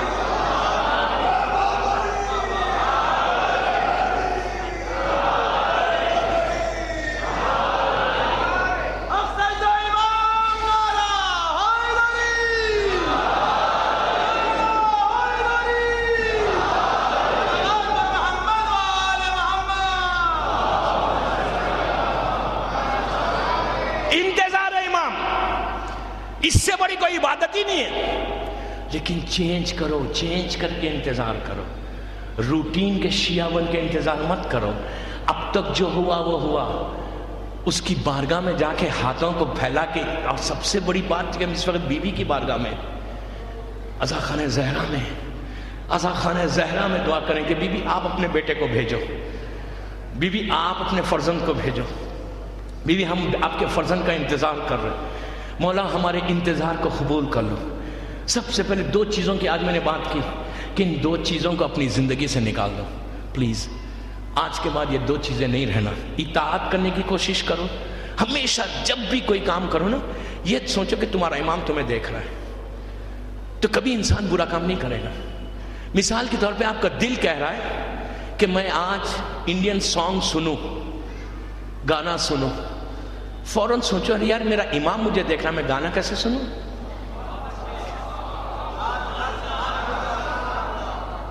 میں کیسے؟ کوئی لڑکی گھر سے باہر نکلے کالج کو جانے کے لیے, دوست پورے نان مسلم ہیں, سب بے پردہ ہیں, بولے کہ یار میں حجاب کیسے کروں؟ ان کے سامنے بڑی بیکورڈ نظر آؤں گی. لیکن یہ سوچو وہ بیکورڈ کہیں گے نا, لیکن امام, یہ سوچو کہ امام تمہیں دیکھ رہا ہے, یہ سوچو کہ امام کے سامنے میں کیسے جاؤں گی بغیر بے پردہ؟ امام تو مجھے دیکھ رہا ہے نا.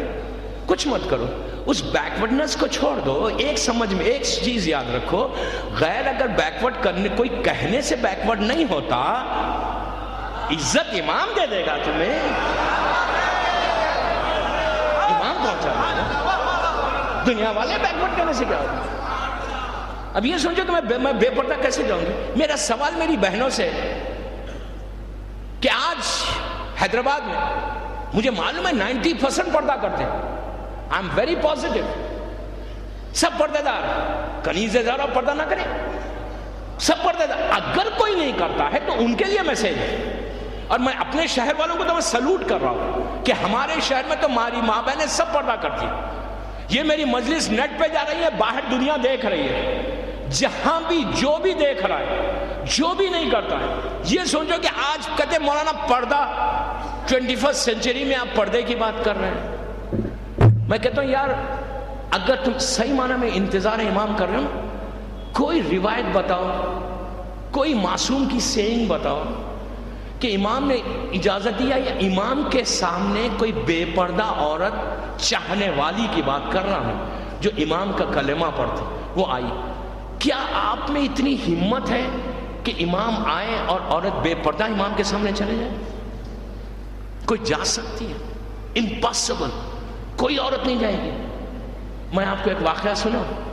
میں نکاح نہیں پڑھتا, میں کبھی نہیں پڑھتا, چند نکاح پڑھا ہوں گا. تمہیں ایک چھوٹا سا ایک انسیڈنٹ بتاتا ہوں.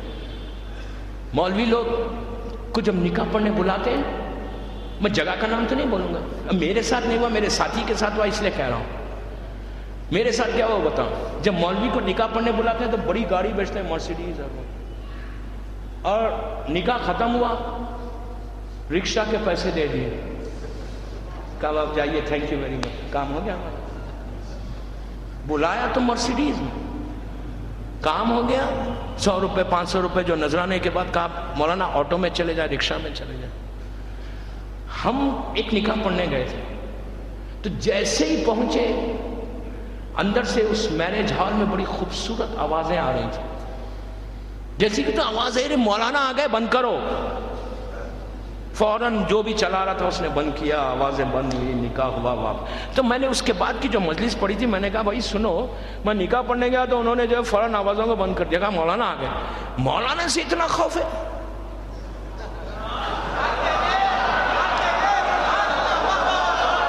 خاکی انسان سے ڈر رہی ہے؟ ارے ہم تو خاکی ہیں بابا, ہم خاکی, ہم سے کیا ڈر رہے ہو؟ ڈرو اس سے جو فاطمہ کا بیٹا ہے, ڈرو شہزادی کے لال سے. یار مولوی سے کیا ڈر رہے ہو؟ مولوی سے ڈر رہے ہو؟ کہا نہیں مولانا آ کے لائیو بند کر. تو میرا سوال میری بہنوں سے, اگر لڑکی اڑ جائے کہ میری شادی میں گانے نہیں ہوں گے, کیا کرے؟ دلہن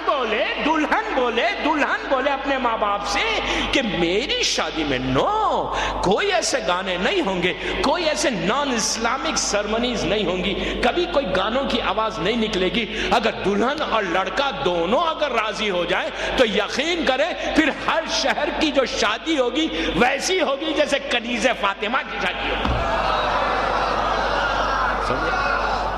امام کا انتظار کرنے والوں, انتظار امام میں زندگی گزارنے والوں، شادی موسٹ امپورٹنٹ سرمنی ہے، جہاں سے انتظار امام کرنے والے کی ولادت جنریشن چلنے والا ہے۔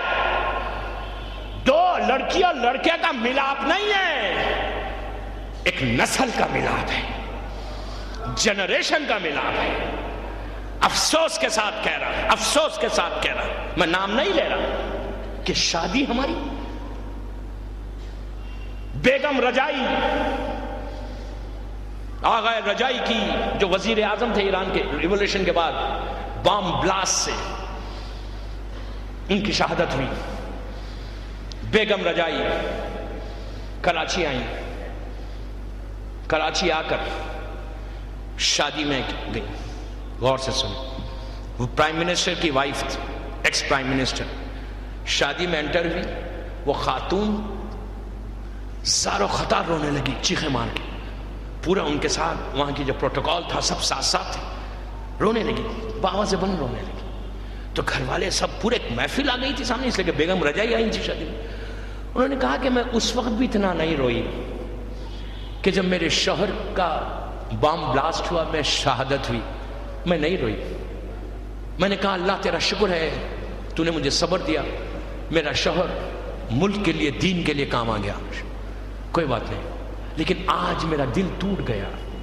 کہتی ہے کہ ہم لوگ وہاں جان دے رہے ہیں، قربانی دے رہے ہیں شیعت کو مضبوط کرنے، پردے کو لانے، آج اس ملک میں، ہمارے شہر میں سب مومنات، اور شادی ایسے مکس گیدرنگ، مرد اور زن سب ساتھ کا، یہ شادی کا ایسے مت کرو، مت کرو۔ تو دوستو یاد رکھو کہ کوشش یہ کرو کہ انتظار امام صرف زبان سے نہیں ہے کہ مولا میں انتظار کرو، پریکٹیکل لائف میں اس کو امپلیمنٹ کر کے دنیا کو بتاؤ۔ آپ کا ایک ایک قدم جو چلے نا، تو دنیا دیکھ کے کہے کہ یہ انتظار امام کر رہا ہے۔ ہماری محفلوں سے پتا چلے، ہماری پارٹی سے پتا چلے کہ ہم انتظار کیسے کر رہے ہیں۔ کتنی افسوس کی بات کہ انتظار کا نام، لیکن ہم اپنی زندگی میں کہیں نہیں بتاتے کہ انتظار امام ہے۔ اب مجلس کے بعد ہم جاتے ہیں، مجلسیں ختم ہو گئی، میلاد ختم ہو گئے، نارمل لائف میں ایک دوسرے کے ساتھ ہم بیٹھ رہے، ڈرائنگ رومز میں بیٹھتے، ایک دوسرے کے پاس وزٹ کرتے، ایک مومن دوسرے مومن کے پاس جانا چاہیے، بہترین چیز ہے ایک مومن دوسرے مومن کے گھر جائے، وہ اس کے گھر آئے، ملاقات کرے، صرف چہرے کو دیکھنا عبادت اتنی افضل ہے۔ جب بیٹھتے ہیں ڈرائنگ رومز میں تو بات کیا کرتے ہیں؟ انتظار امام کیا ہے؟ اگر ہم وہاں بیٹھ کر اپنے ڈرائنگ رومز میں غیبت کریں، کسی اور کی بات، غیبت کیا ہے بابا، کیا ہے غیبت؟ آپ کہیں گے یار کوئی نہیں کرتا غیبت، آپ کسی سے بھی پوچھیں غیبت کرنے والا کبھی انتظار امام نہیں کر سکتا۔ میں ذمہ داری سے کہہ رہا ہوں، حقیقت کا بیان کرنے کا نام غیبت ہے، ریالٹی کو پیش کرنے کا نام غیبت ہے۔ اپنے ڈرائنگ رومز میں میں بچوں سے کہہ رہا ہوں، بڑوں سے نہیں کہہ رہا، جو ڈرائنگ رومز میں ایک دوسرے کے ساتھ ملو، چورستوں پہ ملو، گھر کے باہر ملو، ایک جگہ بیٹھو، 4-5 مومن ملو، تو کبھی بھی کسی کی بات مت کرو، جب بات کرو کم از کم 25 ذیقعدہ تک کا تو ٹاپک آپ کے سامنے ہے۔ جب ایک مومن دوسرے مومن سے ملے، کہو مولا کے قریب آنے کا دن آتے جا رہا ہے، آپ نے کیا پریپریشن کیا، میں کیا کر رہا ہوں وہ بتائیں، ایک دوسرے سے لیتے رہے۔ جتنی دیر امام کے بارے میں باتیں کرتے رہو گے، تمہارے اعمال نامے میں عبادت لکھی جائے گی، تم گناہ سے محفوظ ہوتے جاؤ گے۔ سب سے پہلے اپنی زندگیوں سے اس بیک بائٹنگ کو ختم کرو۔ بیک بائٹنگ، عورت مرد لڑکی لڑکا سب سے کہہ رہا ہوں، انتظار امام میں سب سے امپورٹنٹ چیز یہ ہے کہ we should not talk about others، کسی کے بارے میں بات مت کرو۔ جب بات کرو اس کی نیکی کی بات کرو، اس کی اچھی کی بات کرو، جس سے امام بھی خوش، تمہارا اللہ بھی خوش، بیوی بھی خوش۔ صلوات پڑھیں محمد وآل محمد۔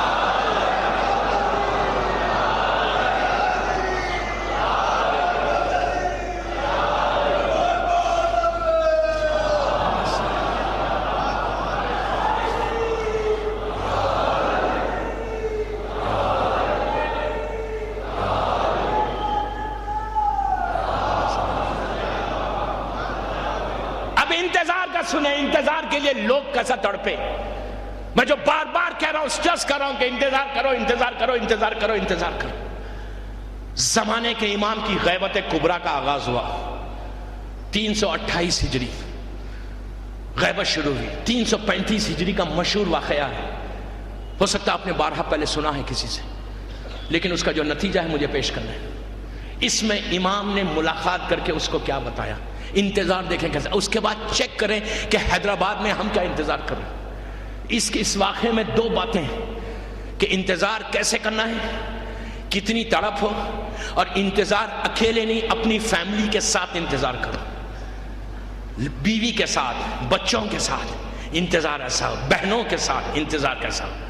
335 یا 340 ہجری کا واقعہ ہے کہ انتظار امام کیسے ہو. پلیز غور سے سنیں، ایک مکمل میسج ہے دوسری مجلس عزا خانہ زہرا کی. 335 یا 340 ہجری روایتوں میں اختلاف ہے.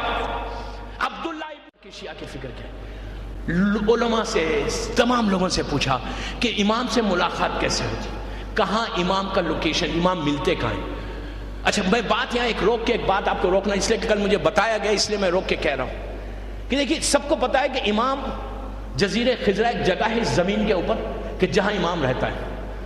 کوئی یہ مت سمجھے کہ جزیرہ خضرہ میں امام بالکل امام کی حکومت ہے، وہاں پر ٹوٹل امام کی حکومت ہے.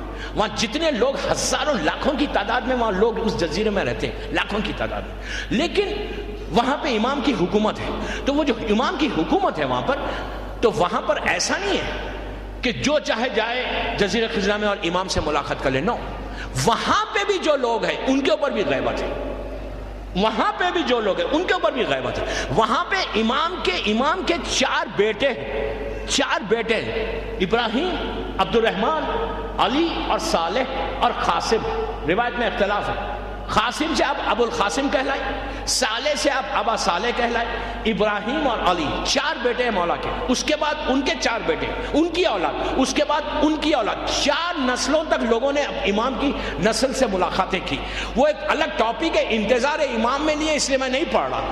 وہ کبھی موقع ملا تو میں وہ ٹاپک پہ پڑھوں گا کہ وہ کیسا امام کے بیٹوں کی حکومت اس دنیا کے کن کن شہروں میں ہے. جابلخا، سابلخا، ظاہرہ، باطنہ، ایسے 6 شہر ہیں چھٹے امام کی روایت سے کہ دنیا کے اطراف میں 6 ایسی سٹیز ہیں اسی دنیا کے. اس لیے کہ ہم جو دنیا کو دیکھ رہے ہیں وہ اس نیکڈ آئی سے دیکھ رہے ہیں. ہم سمجھ رہے ہیں کہ سائنس سمجھ رہے ہیں کہ ہم نے سب کو کانکر کر لیا.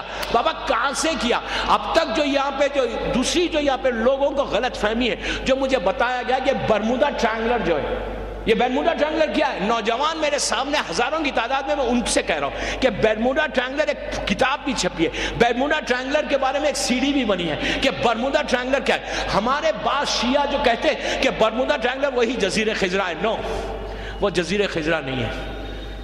جزیرہ خضرہ وہ نہیں ہے. برمودا ٹرائنگلر فلوریڈا، امریکہ کا جو شہر ہے، وہاں سے 200 کلومیٹر 400 کلومیٹر کے اوپر ہے.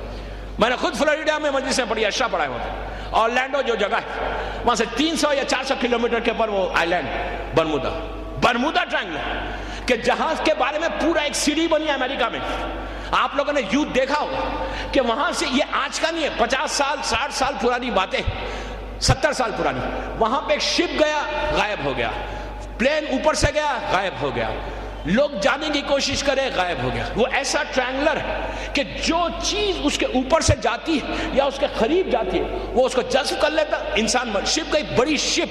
تو کئی ایسے لوگ کے کیمراز لے کے امریکہ میں تو پورا ریسرچ کیا گیا کہ آخر یہ جگہ کیا ہے کہ جو فلائٹ اوپر سے جاری گر جاری، جو شپ جاری. اور آج کی نہیں، تو انہوں نے باقاعدہ ایک CD بنائی، جس CD کو میں نے خود دیکھا، اس کی کتابیں بھی چھپی ہیں برمودا ٹرائنگلر کی. لیکن آج لوگوں کا یہ شک ہے کہ وہ جزیرہ خضرہ ہے. نو، میں ذمہ داری سے ویری کنفرم کہہ رہا ہوں کہ جزیرہ خضرہ نہیں ہے.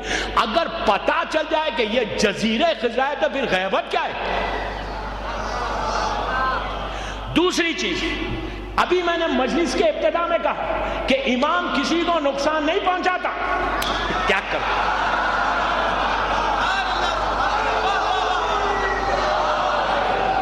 بے گناہ کو مار رہا ہے امام.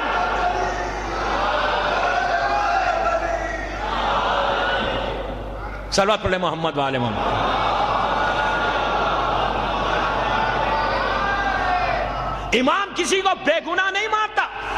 ان کا کیا جرم ہے؟ ان کی کیا غلطی ہے؟ اگر فلائٹ چلی گئی تو پائلٹ کی کیا غلطی ہے؟ لوگوں کی کیا غلطی ہے؟ ان کو امام مار رہا ہے؟ نیور. امام کبھی اللہ کی حجت ہے، اللہ کے صفات کا مظہر ہے، مظہر اوصاف خدا ہے. جیسے اللہ اپنے بندوں پہ ظلم نہیں کرتا، امام بھی نہیں کرتا. امام ظلم نہیں کرتا، کبھی نہیں کرتا. قاتل کو جو شربت پلائے اس کا بیٹا ہے، اس کا بیٹا ہے. قاتل کو جو شربت پلائے اس کا بیٹا. دور کالی ہے، وہ کیسے وہ کرے گا؟ نو، امام نہیں کرتا، کبھی نہیں کرتا. برمودا ٹرائنگل، وہاں پہ کوئی گیسز ہیں، کوئی میگنیٹک چیزیں ہیں. میں یہی تو کہنا چاہ رہا کہ امریکہ نے ناسا جو ان کی ٹیکنالوجی کے ریسرچ سینٹرز ہے کہ جو جوپیٹر اور مارس کی باتیں کر رہے ہیں، جو ملینز اور بلین ایئرز مائلز اوپر ہیں، اس کی باتیں کر رہے ہیں کہ جوپیٹر میں یہ ہے، مارس میں یہ ہے، وہ ستارے میں یہ ہے، یہ ستارے میں یہ ہے. بابا تم اوپر کی باتیں معلوم کر رہے ہو، تمہیں زیب نہیں دیتا. پہلے اپنے ملک میں جو چیز ہے نا اس کی تحقیق کر کے بتا. اوپر کی تو وہی بتا سکتا ہے جو زمین سے زیادہ آسمانوں کے راستوں سے واقف ہے. سمجھے؟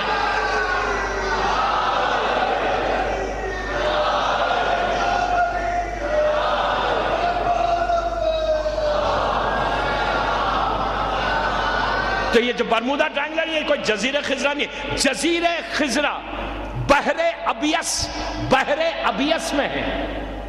ابیس سفید، بحر ابیس سفید سمندر ہے جزیرہ خضرا کے اطراف. ایک پانی ہے سفید جو اس جزیرے کو گھیرا ہوا ہے. روایتوں میں ہے کہ بحر ابیس سفید رنگ کا پانی ہے جو اس جزیرے کو، اور معصوم کا جملہ کہ اسی دنیا میں اسی زمین کے اوپر ہے. ہم نے دیکھا کہ اپنی آنکھوں سے کچھ نہیں دیکھا.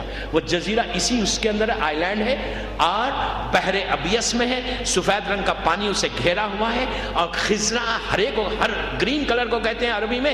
تو وہ جزیرہ جو گرین کلر کا سبزہ ہے، اس جزیرے کے بارے میں دو باتیں سن لے کہ وہ ایسا جزیرہ ہے کہ وہاں پہ زمین پہ کوئی پیر نہیں رکھتا سوائے سبزے کے. وہ جزیرہ ہے کہ وہاں پہ جن لوگوں نے جا کے زیارت کی، جو سر فہرست جس کا نام ہے نا، جو سب سے پہلے کئی لوگ گئے وہاں جا کر انہوں نے زیارت کی، اپنی آنکھوں سے امام کی حکومت کو دیکھا. وہاں پہ بھی امام کی حکومت جو ہے وہ غیبت میں ہے. وہاں بھی لوگ امام کا انتظار کر رہے ہیں. وہاں پہ ایوری سیکنڈ فرائیڈے کی روایت ہے، ہر دوسرا جمعہ وہاں پر جو انتظار امام ہوتا ہے. جب علی پہلا آدمی جو اس زمین سے گیا، اس کا نام ہے علی ابن فاضل مازندرانی، وہ وہاں پر گیا تھا. ان کا پورا ایک سفر نامہ ہے. کبھی موقع ملا تو یہ سفر نامہ پڑھوں گا کہ کس طرح سے علی ابن فاضل کون سی منزلوں کو طے کرتا ہوا جزیرہ خضرا میں پہنچا، اور جزیرہ خضرا میں پہنچنے کے بعد کتنے دن اس جزیرے میں رہا، کن لوگوں سے ملاقات ہوئی، یہ دنیا کے کون لوگ وہاں پہ ان کا تذکرہ ہوتا ہے. اور وہاں پر وہ پہنچ کر انہوں نے کیا مناظر دیکھے. وہ ایک عجیب بڑی بالطف جو ہے، بڑی انٹرسٹنگ سٹوری ہے. اس کے لیے کم از کم 2 مجلسیں چاہیے کہ جزیرہ خضرا میں کیسے جائیں. اور کوئی ایک بات یہاں روک کے میں کہتا ہوں کہ عزا خانہ زہرا میں اس وقت ہزاروں آدمی مجھے سن رہا ہے. میں آپ سے یہ پوچھتا ہوں، آپ دل میں خواہش کو پیدا کرو. علی ابن فاضل کوئی آسمان سے اتر کے نہیں آیا. علی ابن فاضل بھی عراق کا رہنے والا تھا، لیکن دل میں انتظار امام میں اتنی خواہش تھی، اتنی آرزو تھی. وہ اپنی زندگی، ان کے زندگی کے بارے میں یہ ہے کہ ان کی زندگی میں انہوں نے کبھی بھی کوئی حرام کام نہیں کیا، نہ انہوں نے گانے سنے، نہ انہوں نے کوئی ایسی گناہ کیے. ان کے زندگی کے بارے میں یہ ہے کہ صبح سے شام تک اپنا کام کرتے، جاب کرتے، جو بھی مزدوری کرتے، کام کرتے، کاروبار کرتے. اس کے بعد بیوی بچوں کو دیکھتے. بیوی بچوں کو دیکھ کر ان کی زبان پر ہمیشہ یہ رہتا کہ میرے مولا، میں آپ کی حکومت کو دیکھنا چاہتا. مولا، میں آپ کے ظہور کے زمانے کو دیکھنا چاہتا. مولا، مجھے اپنا آپ کا میں انتظار کر رہا. مولا، میری خواہش ہے کہ میں اس جگہ پہ ان آنکھوں سے اپنی زندگی میں اس جگہ کو دیکھوں کہ ظہور کے بعد جو آپ حکومت جیسے قائم کریں گے، ویسی حکومت اس وقت جزیرہ خضرا میں ہے. دنیا میں جیسی حکومت بعد میں ہونے والی ہے، ان امام کے ظہور کے 20-25 سال کے بعد جو حکومت ہوگی، جو دنیا کے حالات ہوں گے، جو دنیا کا ظلم ختم ہوگا، جو دنیا کے حرام چیزیں ختم ہوں گی، ٹوٹل امام کی حکومت جب وہ جیسی ہوگی، آج ویسی حکومت جزیرہ خضرا میں ہے. تو کہا مولا، میں اپنی زندگی میں دیکھنا چاہتا، اگر ظہور کا زمانہ دیکھ لوں یا جزیرے میں دیکھ لوں. دوستو، انتظار میں روایتوں میں ہے اتنی دعا کی کہ امام نے بلایا، 3 مہینے اپنے پاس رکھا. تو دوستو، میرے حیدرآباد کے بھائیوں، میری بہنوں، اپنی ایسی دعا کرو اس بیوی کی بارگاہ میں کرو کہ مولا ہم اپنی آنکھوں سے آپ کے جزیرے کو دیکھیں، اگر جزیرے کو نہیں دیکھ سکے تو مولا یہ تو یقین ہے کہ آپ مجلسوں میں آتے ہیں، مولا آپ ہم کو اپنی زیارت کرا دو۔ دوستو تمنا کرو، آرزو کرو، اور ایسا جب تمہارا انتظار بڑھے گا تو ایک منزل ایسی آئے گی کہ یہ اتنا کریم ابن کریم ہے کہ آپ کی دعا کو قبول کر کے اپنے سامنے آپ کو بلا لے۔ صلوات پڑھے محمد علیہ۔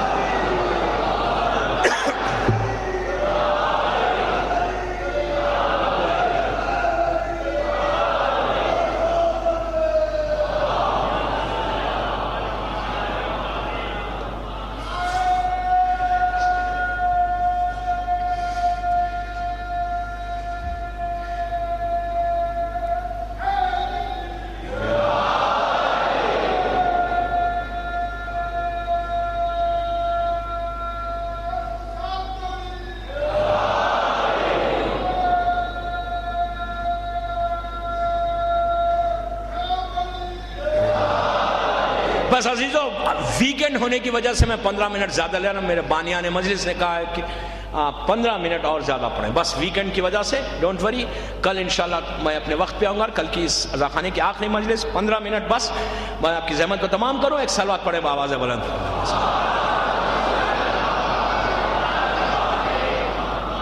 میں نے پہلی مجلس میں کہا کہ ٹاپک بڑی واسٹ ہے، اتنی بڑی اتنی پھیلی ہوئی ٹاپک ہے کہ 3 دن کی ٹاپک نہیں ہے، لیکن آئی ول ٹرائی مائی بیسٹ کہ کم از کم نوجوانوں تک ایک مکمل میسیج، کم از کم ان کو ہیڈ لائنز آ جائیں، سرخیاں ان کے ذہنوں میں آ جائیں، ان کے ذہنوں میں یہ بات کلیئر ہو جائے کہ اگر ہم صحیح معنی میں انتظار امام کریں گے، صحیح معنی میں امام کا ویٹ کریں گے تو ایسا نہیں ہے، یہ کریم ہے، یہ خاندان کو دیکھ کر، یہ شہر کو دیکھ کر، یہ پیسے کو دیکھ کر امام نہیں ملتا، امام خلوص کو دیکھ کر ملتا ہے، امام تقوی کو دیکھ کر ملتا ہے، امام یہ دیکھتا ہے کہ تم کس انداز سے مجھے پکار رہے ہو۔ تو بس نوجوان اگر اپنے آپ کو پریپیئر کر کے، تیار کر کے اپنے آپ کو امام تک پہنچائے تو یقین کریں کہ فرزند زہرا آپ کو ملاقات کرے گا، اس واقعے میں ملے گا کہ علی ابن عبداللہ یہ بغداد کا رہنے والا، بالکل ابتدائی زمانہ غیبت کبریٰ کا، اس نے لوگوں سے پوچھنا شروع کیا کہ میرا مولا ملتا کہاں ہے، کیسے ملے، میں انتظار کر رہا امام کا۔ لوگوں نے کہا کہ شب جمعہ کربلا چلے جاؤ، اللہ ہم کو بھی زیارت نصیب کرے انشاءاللہ۔ فرزند زہرا، اچھا ایک بات بتاؤں، جزیرہ خضرہ، بعد میں بات آ رہی ہے، جزیرہ خضرہ میں مولا رہتے ہیں لیکن ہر وقت وہاں نہیں رہتے، مولا پوری دنیا کا گشت کرتے ہیں۔ راوی نے پوچھا تھا مولا سے تو مولا نے بتایا تھا کہ میں کیا کیا کرتا ہوں، حج پہ ہر سال آتے ہیں۔ آپ انصاف سے بتاؤ، ہم شیعہ، ہم سب مولا کے چاہنے والے، حج کا زمانہ قریب ہے، لوگ ماشاءاللہ حج پہ جا رہے ہیں، جو جو اللہ حج پہ جا رہے ہیں ان کے حج کو قبول کرے۔ آپ انصاف سے بتاؤ، جو حاجی حیدرآباد سے جاتا ہے، میں یہ بات اکثر باہر بھی کرتا ہوں، جو حاجی جاتا ہے اپنے اپنے شہروں سے، اس کو یہ فکر ہے کہ میں حج پہ تو جا رہا ہوں، میں وہاں جا کر حج کروں گا، لیکن سب سے بڑی تمنا کیا ہونا چاہیے حج کے لیے؟ سب سے بڑی تمنا شیعہ کی کیا ہونی چاہیے؟ حج پہ جو جائے یہ تمنا لے کے جائے کہ میں اپنے امام کے ساتھ حج کروں گا، ملاقات کروں گا۔ یہ تمنا ہے ہمارے پاس، ہم اگنورڈ ہیں، غفلت میں ہیں، جاننا نہیں چاہتے۔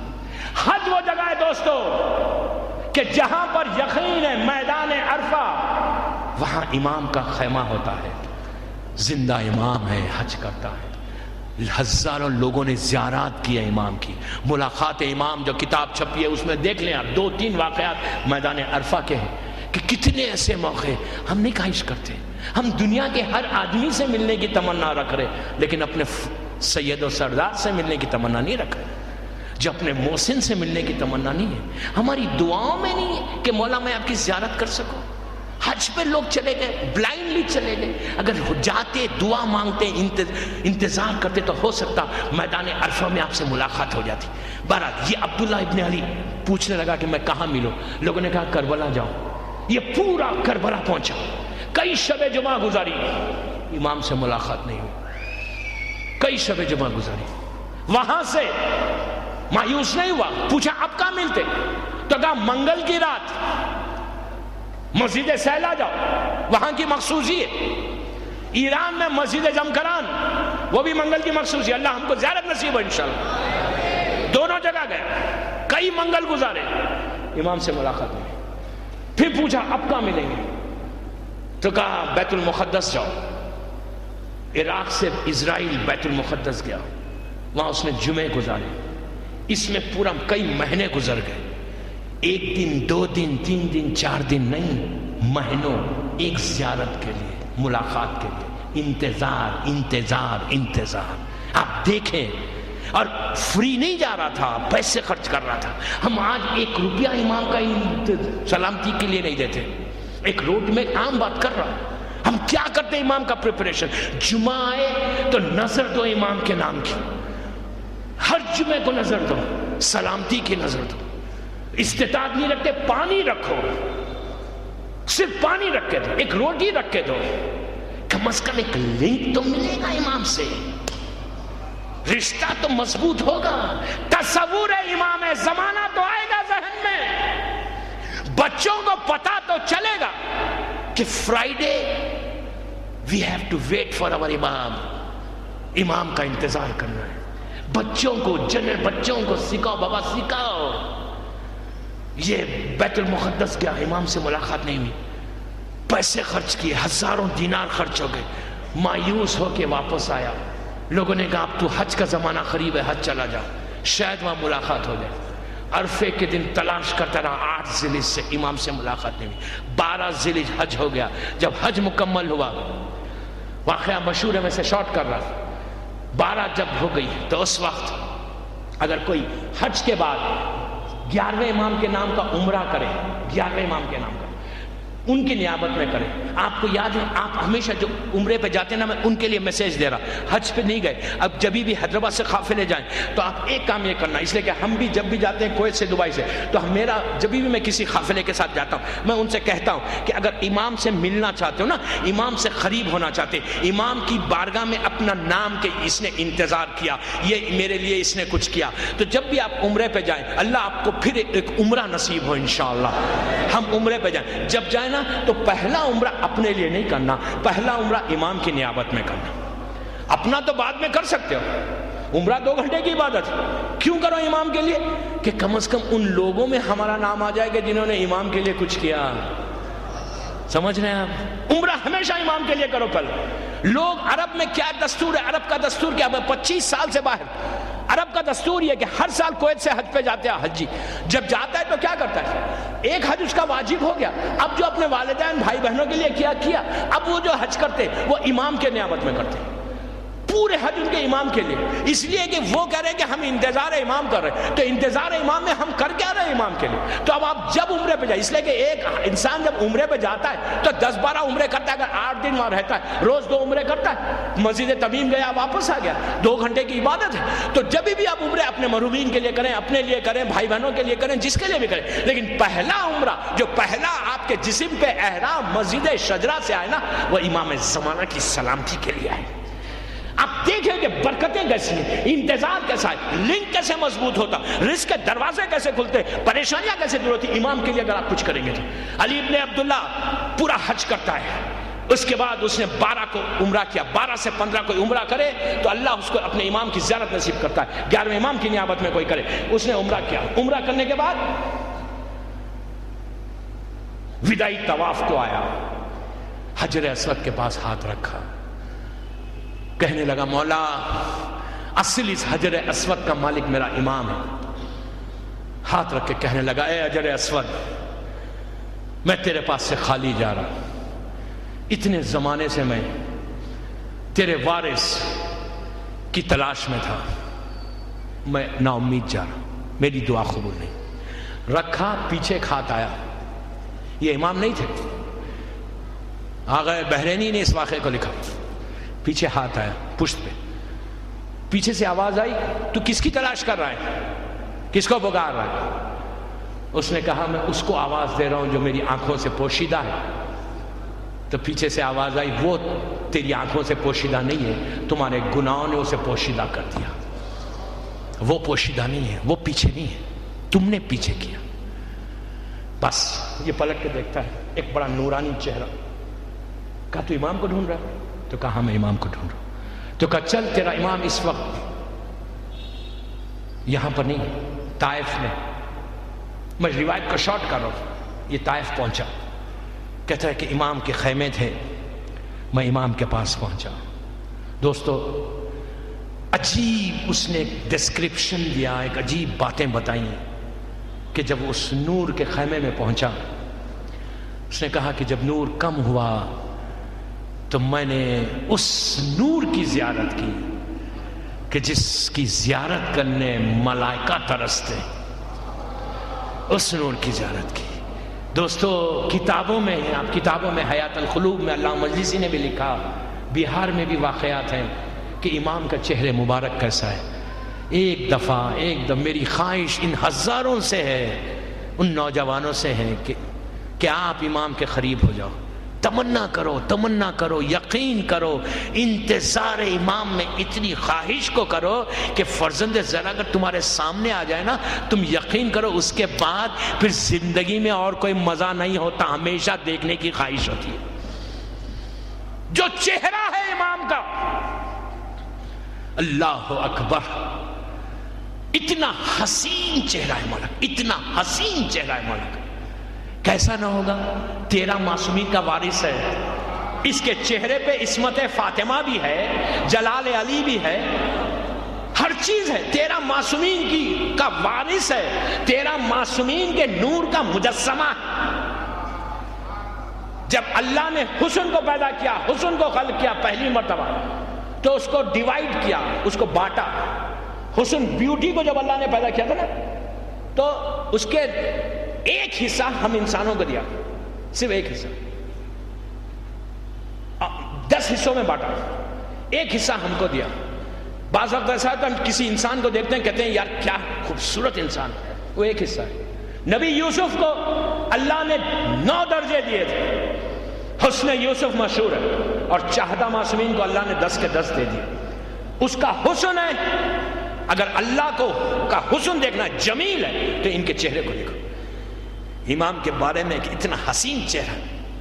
ایک بات میں یہاں روک کے بولوں کہ امام، ہر امام، دور کا ہر امام، مولا علی کے بارے میں یہ ہے کہ دشمن بھی ہوتا نا، وہ علی کے چہرے پہ نگاہ نہیں ڈال سکتا تھا، جلال الہی رہتا تھا ہمیشہ۔ کوئی دشمن سے دشمن بھی چہرے، علی نے علی کی آنکھوں میں آنکھیں ڈال کے کبھی بات نہیں کرا، بات ہی نہیں کر سکتا تھا۔ اور اسی طرح ہر امام کے بارے میں کہ کبھی دشمن بھی چہرے پہ نگاہ، آنکھوں میں آنکھیں ڈال کے کبھی نگاہیں نیچے کر کے بات کرتا تھا، اس لیے کہ یہ اللہ کا الحجت ہے۔ تو اس امام کے بارے میں یہ کہ اتنا حسین ہے، آنکھیں مولا کی کتابوں میں کہ نرگسی آنکھیں، مولا کے رخسار جو بھویں ہیں وہ بالکل ملی ہوئی ہیں، اور جو امام کا رائٹ رخسار ہے اس کے اوپر ایک حسین اور خوبصورت دل ہے جو بالکل ستارے کے مانند چمکتا ہے، اور آپ کے جو دانت ہیں اتنے جمے ہوئے مسکراتے، جب امام مسکراتا ہے تو دانتوں میں سے نور نکلتا ہے۔ علی ابن عبداللہ کہتا ہے جب میں نے پہلی مرتبہ چہرے امام پہ نگاہ ڈالی تو نگاہ ٹھہر نہیں سکی، میں نے سر کو جھکایا، امام کے قدموں کے پاس بیٹھ گیا۔ امام نے پھر وہی جملہ کہا کہ علی شکر ادا کر، اللہ کا شکر ادا کر کہ اللہ نے تجھے ہماری زیارت کرائی۔ اس کے بعد امام نے اس انگلی سے، اس جو شہادتین کی انگلی کہتے ہیں، اس انگلی سے زمین پہ 3 باتیں لکھی، بعض روایتوں میں 5 ہے، بعض روایتوں میں 7 ہے۔ وہ باتیں جو انتظار امام میں، اگر یہ باتیں، یہ چیزیں ہماری لائف میں رہیں گی تو کبھی ہم صحیح معنی میں انتظار نہیں کر سکتے۔ پہلا جملہ جو امام نے لکھا، جو گفتگو اس کی علی ابن عبداللہ سے بڑی طویل گفتگو ہے امام کے ساتھ، وہ گفتگو میرا پیغام نہیں یا میری مجلس سے ریلیٹڈ نہیں ہے، اس لیے میں اس سے چھوڑ رہا ہوں۔ جو امام نے پیغام دیا شیعوں کو کہ میرا شیعہ کیسے ہونا چاہیے، اگر ہم صحیح معنی میں امام کا انتظار کر رہے تو ان چیزوں کو اپنی لائف سے نکالو۔ اس کی ڈیٹیل میں تو میں کل آخری مجلس میں جاؤں گا۔ پہلا جملہ جو امام نے لکھا تھا نا، وہ یہ کہ میرے شیعوں سے کہہ دو کہ کبھی اپنے خاندان والوں کے ساتھ خط رحم نہیں کرنا۔ بس دوستو بہت بڑی بات ہے، میں اس کو زیادہ ڈیٹیل میں نہیں جاتا، خط رحم نہیں کرنا۔ دوسری بات لکھی اپنے والدین کا احترام کرنا۔ تیسری بات لکھی کہ کبھی ہمارے چاہنے والوں سے کہو کہ رزق حرام نہیں کھانا۔ کتنا کتنا کتنا کتنا امام ہمارے جھنجھوڑا ہے کہ دیکھو میرا انتظار کر رہے ہو نا تو رزق حرام نہیں کھانا۔ بس یہ 3 باتوں میں میری پوری مجلس، کل اس کا ڈسکرائب کروں گا اور ظہور تک کل لے کے جاؤں گا۔ کل کی مجلس امپورٹنٹ ہے، کل آخری مجلس ہے، کنکلوژن ہے، اور ظہور کے بعد کیا ہوگا دجال تک کل جائیں گے، جو پوری 3 دن کا خلاصہ ہوگا. لیکن بار بار کہہ رہا ہوں کہ ٹاپک اتنی بڑی تھی کہ میں انتظار پہ پورے باتیں نہیں بتا سکا. تو بس اتنا بتا دوں دوستو کہ ایک چیز لکھی کہ وہ لوگ امام کا کیا انتظار کریں گے، وہ لوگ امام کا کیا انتظار کر رہے ہیں جو اپنے ماں باپ کا احترام نہیں کرتے.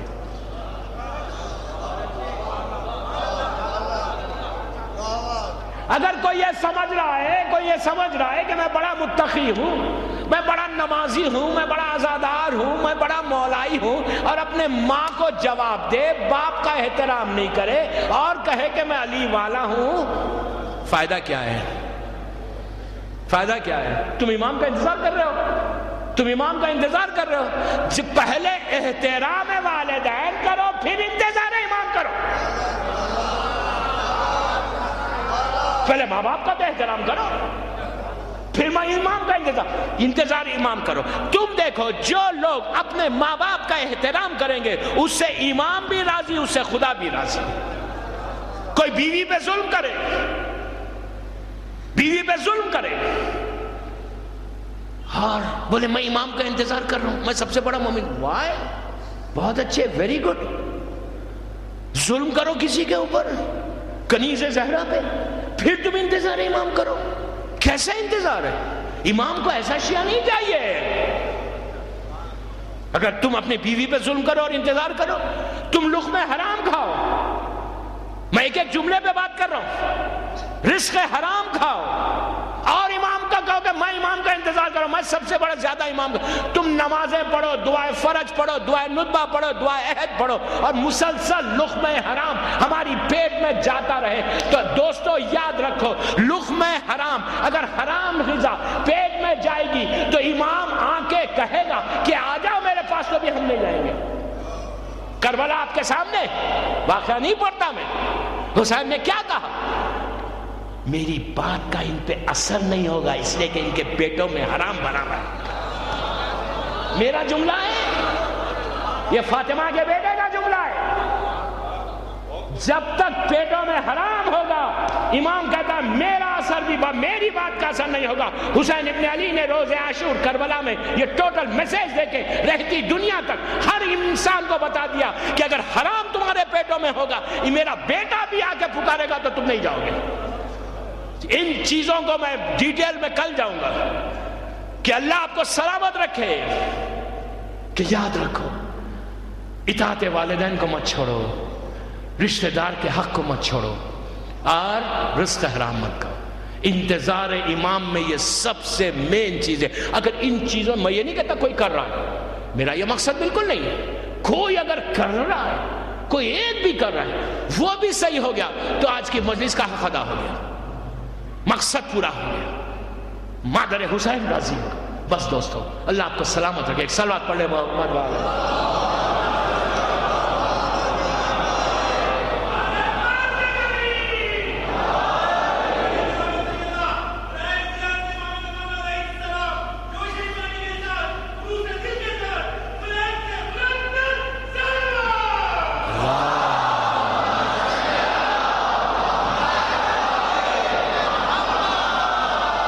ان چیزوں کو پہلے چھوڑو، پھر انتظار امام کرنا.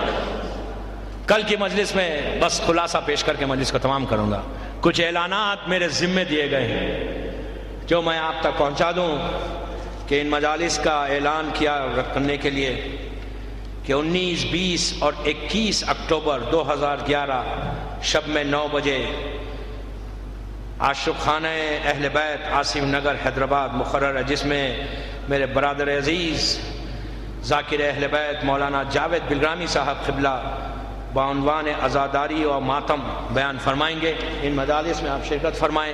اور منڈے کے دن یعنی 18 تاریخ پرسوں عبادت خانہ حسینی میں ایک مجلس عزا مقرر ہے جو گروہان مرثیہ خان حیدرآباد کی طرف سے میر انیس اور مرزا دبیر کے ایصال ثواب کے لیے مجلس رکھی گئی ہے. یہ بڑی مخصوص مجلس ہے میر انیس اور مرزا دبیر کے ایصال ثواب کے، جن کا احسان حیدرآباد کی آزاداری کے اوپر ہے کہ جن کے مرثیے ہم صبح شام پڑھتے ہیں. تو ان کے ایصال ثواب کی مجلس اور وہ تمام گروہان مرثی خان کی طرف سے بعد مغربین ہوگی، جس مجلس کو میں خطاب کروں گا. اور ایک اور مجلس ہے 18 اکتوبر کو عبادت خانہ حسینی میں ایصال ثواب کی مجلس ہے، جس کو میں خطاب کروں گا وینسڈے کے دن. اور تھرسڈے کے دن یہاں پر میر مومن صاحب، شاہ چراغ صاحب اور نور الہدا صاحب کے سلسلے تینوں بزرگوان کے ایصال ثواب کی مجلس اس برادر مومن نے رکھی ہے، وہ بھی عبادت خانے میں ہوگی. اس مجلس کو بھی میں خطاب کروں گا. ایک صلوات پڑھ لیں محمد و آل محمد. اور کچھ اعلانات ہیں جو کل کی آخری مجلس میں کروں گا.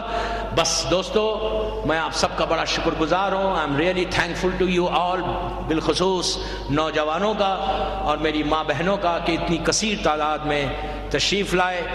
آپ کو اس کا اجر تو مادر حسین ہی عطا کرے گی انشاءاللہ. اللہ آپ کو سلامت رکھے، اللہ حیدرآباد کے مومنین اور مومنات کو سلامت رکھے. آپ کی محبت خود بتاتی ہے کہ سال بھر کیسے آپ ذکر حسین کرتے ہیں. ایک عجیب نظر کرم ہے یہاں کے مومنین کے اوپر مولا کی. اللہ تا ظہور امام اسی طرح نظر کرم امام کی ہم پر رہے انشاءاللہ. اس لیے کہ ان کی نظر کرم رہے گی تو ہمارا نوجوان بہت آگے بڑھے گا، دنیا بھر میں جا کر شیعت کو پروپوگیٹ کرے گا. اس لیے کہ حسینی جو بھی ہے اس کو پتا ہے کہ ہماری زندگی کچھ نہیں ہے، ہماری زندگی کچھ نہیں ہے. ہم جو دنیا میں آئے کسی کی دعا کے ذریعے آئے، صرف دعا تھی جو ہماری خلقت ہوئی. اور دعا بھی وہ دعا کہ تڑپ کے، بے چینی کے عالم میں، کرب کے عالم میں ایک جملہ کہا تھا، بابا میرے بچے پہ روئے گا کون؟ بابا میرے بچے کا ماتم کون کرے گا؟ تو اللہ کے رسول نے رک کے کہا تھا، میری بیٹی اللہ ایک قوم کو پیدا کرے جو تیرے بچے کے عزادار ہوں گے. تو اس وقت شہزادی کونین نے ہاتھوں کو اٹھا کے دعا دی کہ پروردگار ان کی گودیوں کو آباد رکھو. آپ کی خلقت شہزادی کونین کے دل کو سکون پہنچا. اللہ آپ کو خوش رکھے، اللہ آپ کو سلامت رکھے. بارگاہ اسی ماں کی ہے کہ جس نے چکیوں کو پیس کے حسین کو پایا. اس ماں کی بارگاہ کہ 11 ہجری 28 صفر سے آج تک فاطمہ کو سکون نہیں ملا. کبھی بابا کا ماتم، کبھی علی کا ماتم، کبھی حسن کا ماتم، کبھی حسین کا. اس کے بعد تو ہر وقت فاطمہ کبھی اس گھر میں جا کے پرسا لیتی ہے، کبھی اس گھر میں. بی بی تڑپتی جاتی ہے، ایک ہی آواز ہے کہ میرے بچے کے رونے والوں، خدا تمہاری گودیوں کو آباد رکھے.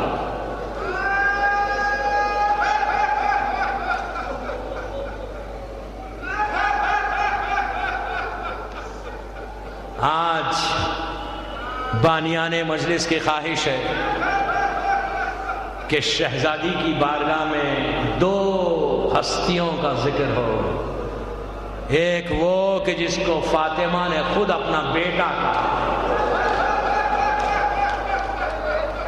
کہ عباس میرا لال ہے، میرا بچہ ہے. یہی وجہ تھی کہ فاطمہ نے اپنا فرزند کہا اور آخری لمحات میں بی بی زینب کو بلا کے وصیت بھی کی اور یہ کہا کہ جب عباس دنیا میں آئے تو میرا سلام کہنا. جب عباس دنیا میں آئے اور ام البنین نے آ کے کہا کہ مولا بچے نے آنکھیں نہیں کھولی تو علی نے کہا کہ ام البنین گھبراؤ مت، حسین کو بلایا، عباس کو حسین کے حوالے کر دیا، آغوش میں آئے، آنکھوں کو کھول کے چہرہ حسین کی زیارت کی، چہرہ حسین کی زیارت کی، اور آخری لمحات میں خواہش بھی یہی کی تھی کہ آقا میری آنکھ میں تیر ہے، ایک آنکھ میں خون ہے، آخری لمحات میں آپ کو دیکھ کے دنیا سے جانا چاہتا ہوں۔ عباس مجبور ہو گیا ہے، ہاتھ نہیں ہے، حسین نے تیر بھی نکالا، خون بھی صاف کیا، عباس نے چہرے کو دیکھا، دنیا سے چلے گئے۔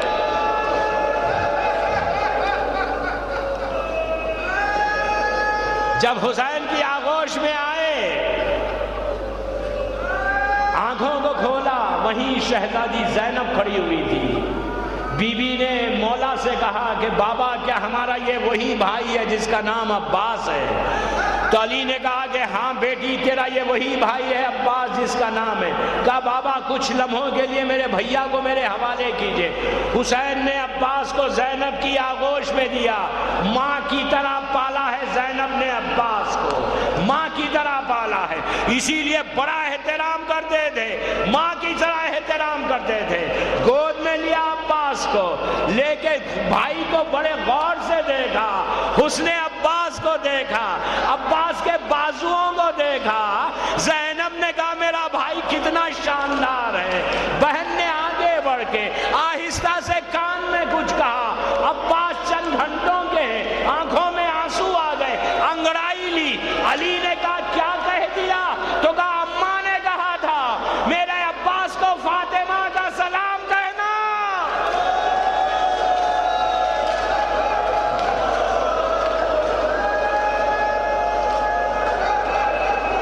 اسی طرح پرسا دے، اسی طرح پرسا دے۔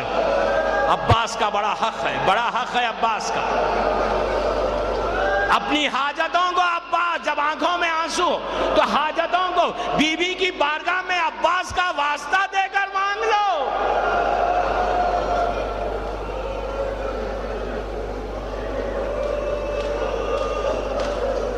ایک خواب کی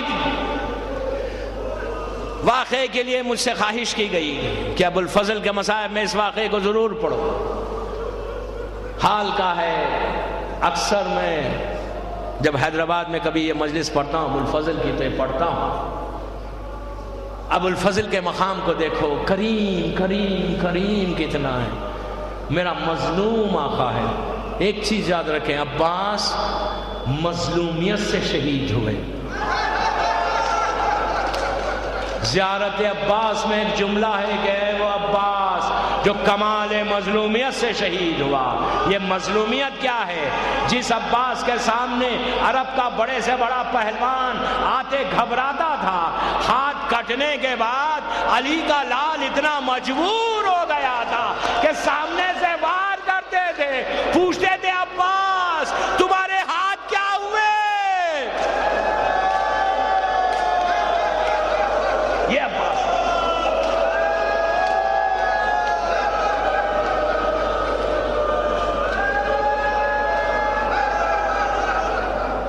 60-70 سال پرانی بات ہے کربلا کی، یا 100 سال ہو گئے۔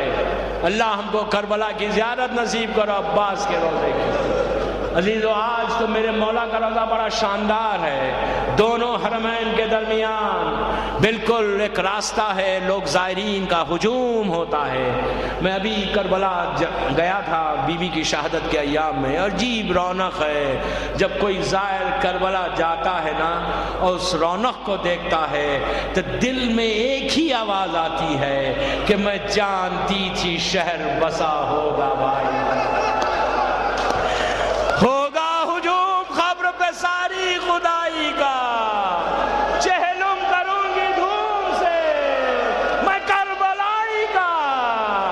ارے اس وقت کچھ نہیں تھا، دل کی پکار تھی، آج عباس و حسین کی حکومت ہے کربلا میں۔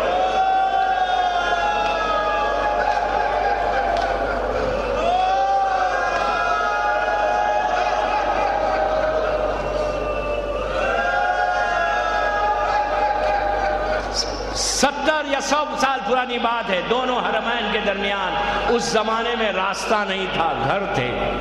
آبادی تھی، ان آبادیوں میں شیعہ حضرات رہتے تھے مولا کے چاہنے والے، اور آپ جانتے ہیں کہ 8 محرم کو ہر گھر میں دنیا بھر میں عباس کی نظر ہوتی ہے، ہمارے شہر میں بھی ہوتی ہے، جہاں ہم دنیا میں جاتے ہیں ہر جگہ اپنے اپنے طریقے سے، ہر شہر کا ایک طریقہ ہے کہ نظر عباس کیسی ہو۔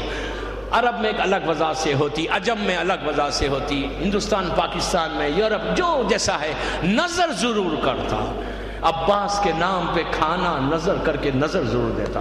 یہ واقعہ عراق کا ہے، دونوں حرمین کے درمیان ایک امام کا چاہنے والا عراقی کربلائی جو رہتا تھا، وہ ہر سال نظر دیتا تھا مولا کی، عباس کی نظر 8 محرم کو اس کے گھر میں ہوتی تھی۔ غریب آدمی تھا، بہت غریب تھا، اپنی استطاعت کے مطابق دیتا تھا، 8-10 دوستوں کو، رشتہ داروں کو بلاتا، نظر دیتا، کھاتے، اور اسی طرح اس کا وقت گزرتا، ہر سال دیتا۔ ایک سال جب آیا، اس نے، اس کی بیوی نے اس کھانا بنایا، جو بھی طریقہ تھا نظر کا دسترخوان میں بچھایا، نظر رکھ دی کھانا، اور کہا کہ اب نظر دے دے۔ اس کے دل میں خواہش ہوئی کہ میں تو کربلا کا رہنے والا ہوں، دونوں حرمین کے درمیان رہتا ہوں، آج نظر عباس کی نظر میں کیوں دوں، میرے آقا کو میں پکارتا ہوں، شاید آ کے نظر دے دے۔ باہر نکل کے ہاتھوں کو اٹھا کے خبر عباس کو دیکھ کر کہا، مولا میں بہت غریب ہوں، مولا میرے پاس نظر ہے، آپ آ کے نظر دیجئے۔ لوگوں کو بلوایا، لوگ دوست آئے، آگے کہا کیا نظر ہو گئی؟ اس نے کہا ابھی نظر نہیں ہوئی، نظر دینے والا آنے والا، کتنا یقین تھا، انتظار کرنے لگا۔ باہر نکلا، پھر امام عباس کو پکارا، پھر آ کے بیٹھ گیا۔ تو ان لوگوں نے، مہمانوں نے کہا بھائی اب ہمیں کو جانا ہے، ہم کو کہیں اور دوسری جگہ بھی جانا ہے، اگر نظر نہیں ہے تو ہم چلے جائیں گے۔ یہ رونے لگا، کہا ایسے دسترخوان سے اٹھ کے نہیں جانا۔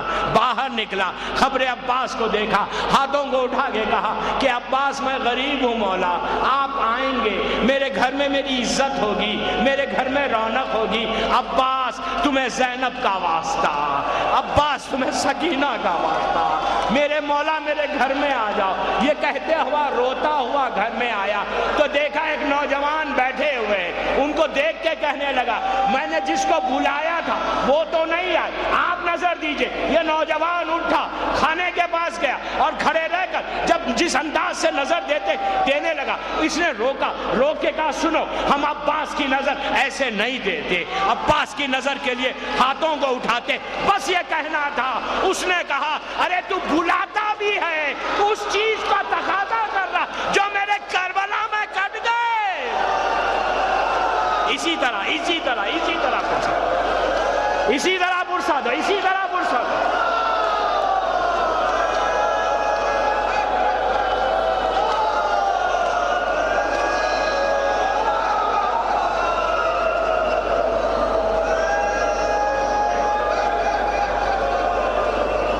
بی بی آپ کے پرسے کو قبول کرے، بی بی قبول کرے پرسے کو۔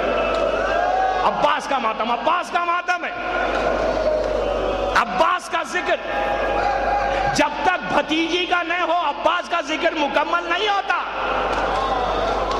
ذاکر نے سکینہ کے ذکر پہ مجلس کو تمام کیا، بی بی کی اس طرف کو پیش کیا، بس میں زحمت کو تمام کر رہا ہوں۔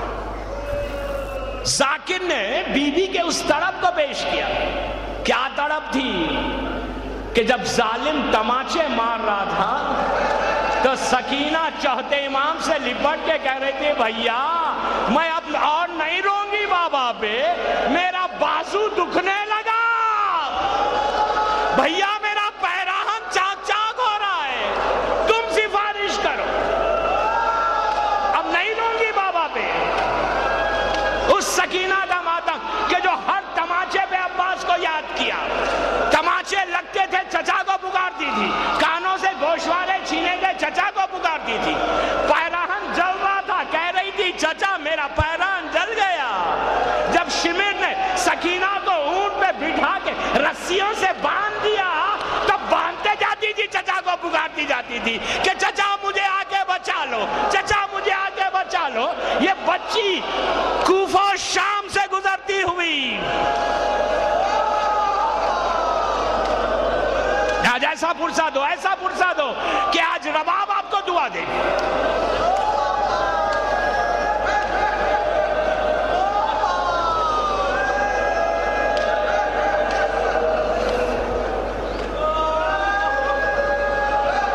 بس میں نے زحمت کو تمام کیا، آج بیوی کا ایسا پرسا دو، اس ماں کو پرسا دو کہ جس کی گودی کربلا میں اجڑی، شام میں اجڑی، ایسا اجڑ گئی کہ بس رباب اس مظلوم اور غریب بیوی کا نام ہے کہ جس کی گودی اجڑ گئی۔ اس بیوی کو آج پرسا دو، سکینہ کی محبت، سکینہ کا پیار، سکینہ کی مظلومیت۔ جب یہ گزرا ہوا قافلہ کوفے سے گزرتا ہوا شام تک پہنچا، ابھی آپ نے علی ابن فاضل کا واقعہ سنا، پر میں اسی واقعے پہ مجلس کو تمام کرتا ہوں کہ علی ابن فاضل وہ شخصیت سید زادہ ہے۔ یہ سید زادہ، اللہ ہم کو شام کی زیارت پھر نصیب ہو انشاءاللہ، ہم بیوی کی زیارت کو جائیں۔ دوستو، جب بیوی کے پاس جانا نا، شہزادی زینب کو سلام کر کے، جب حسین کی اس بچی کے روضے پہ جانا، جب بھی ظاہر جائے، اب کی غور کرنا کہ بی بی زینب کے پاس بھی پانی پینا اور سکینہ کے پاس بھی پینا۔ جب سکینہ کے پاس پانی پینا تو اتنا ٹھنڈا پانی وہاں پر ہے کہ ایک گھونٹ ظاہر پیتا ہے، احساس ہوتا ہے اس بچی کا دربار ہے جو پیاس سے مر گئی، ہر پیاس سے تماچے بڑھ گئے۔ آج بھی سکینہ کے روضے میں ٹھنڈا پانی ہے، بہت ٹھنڈا پانی ہے۔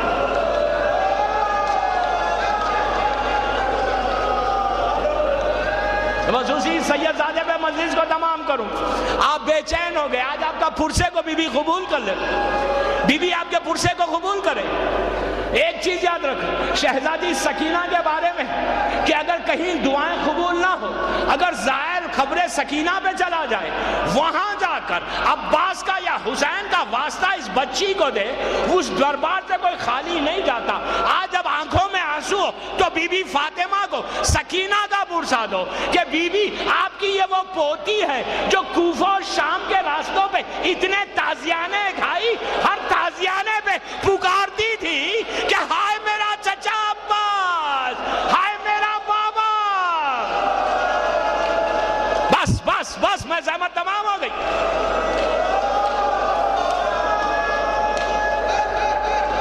ایک روایت بس اسی پہ زحمت تمام۔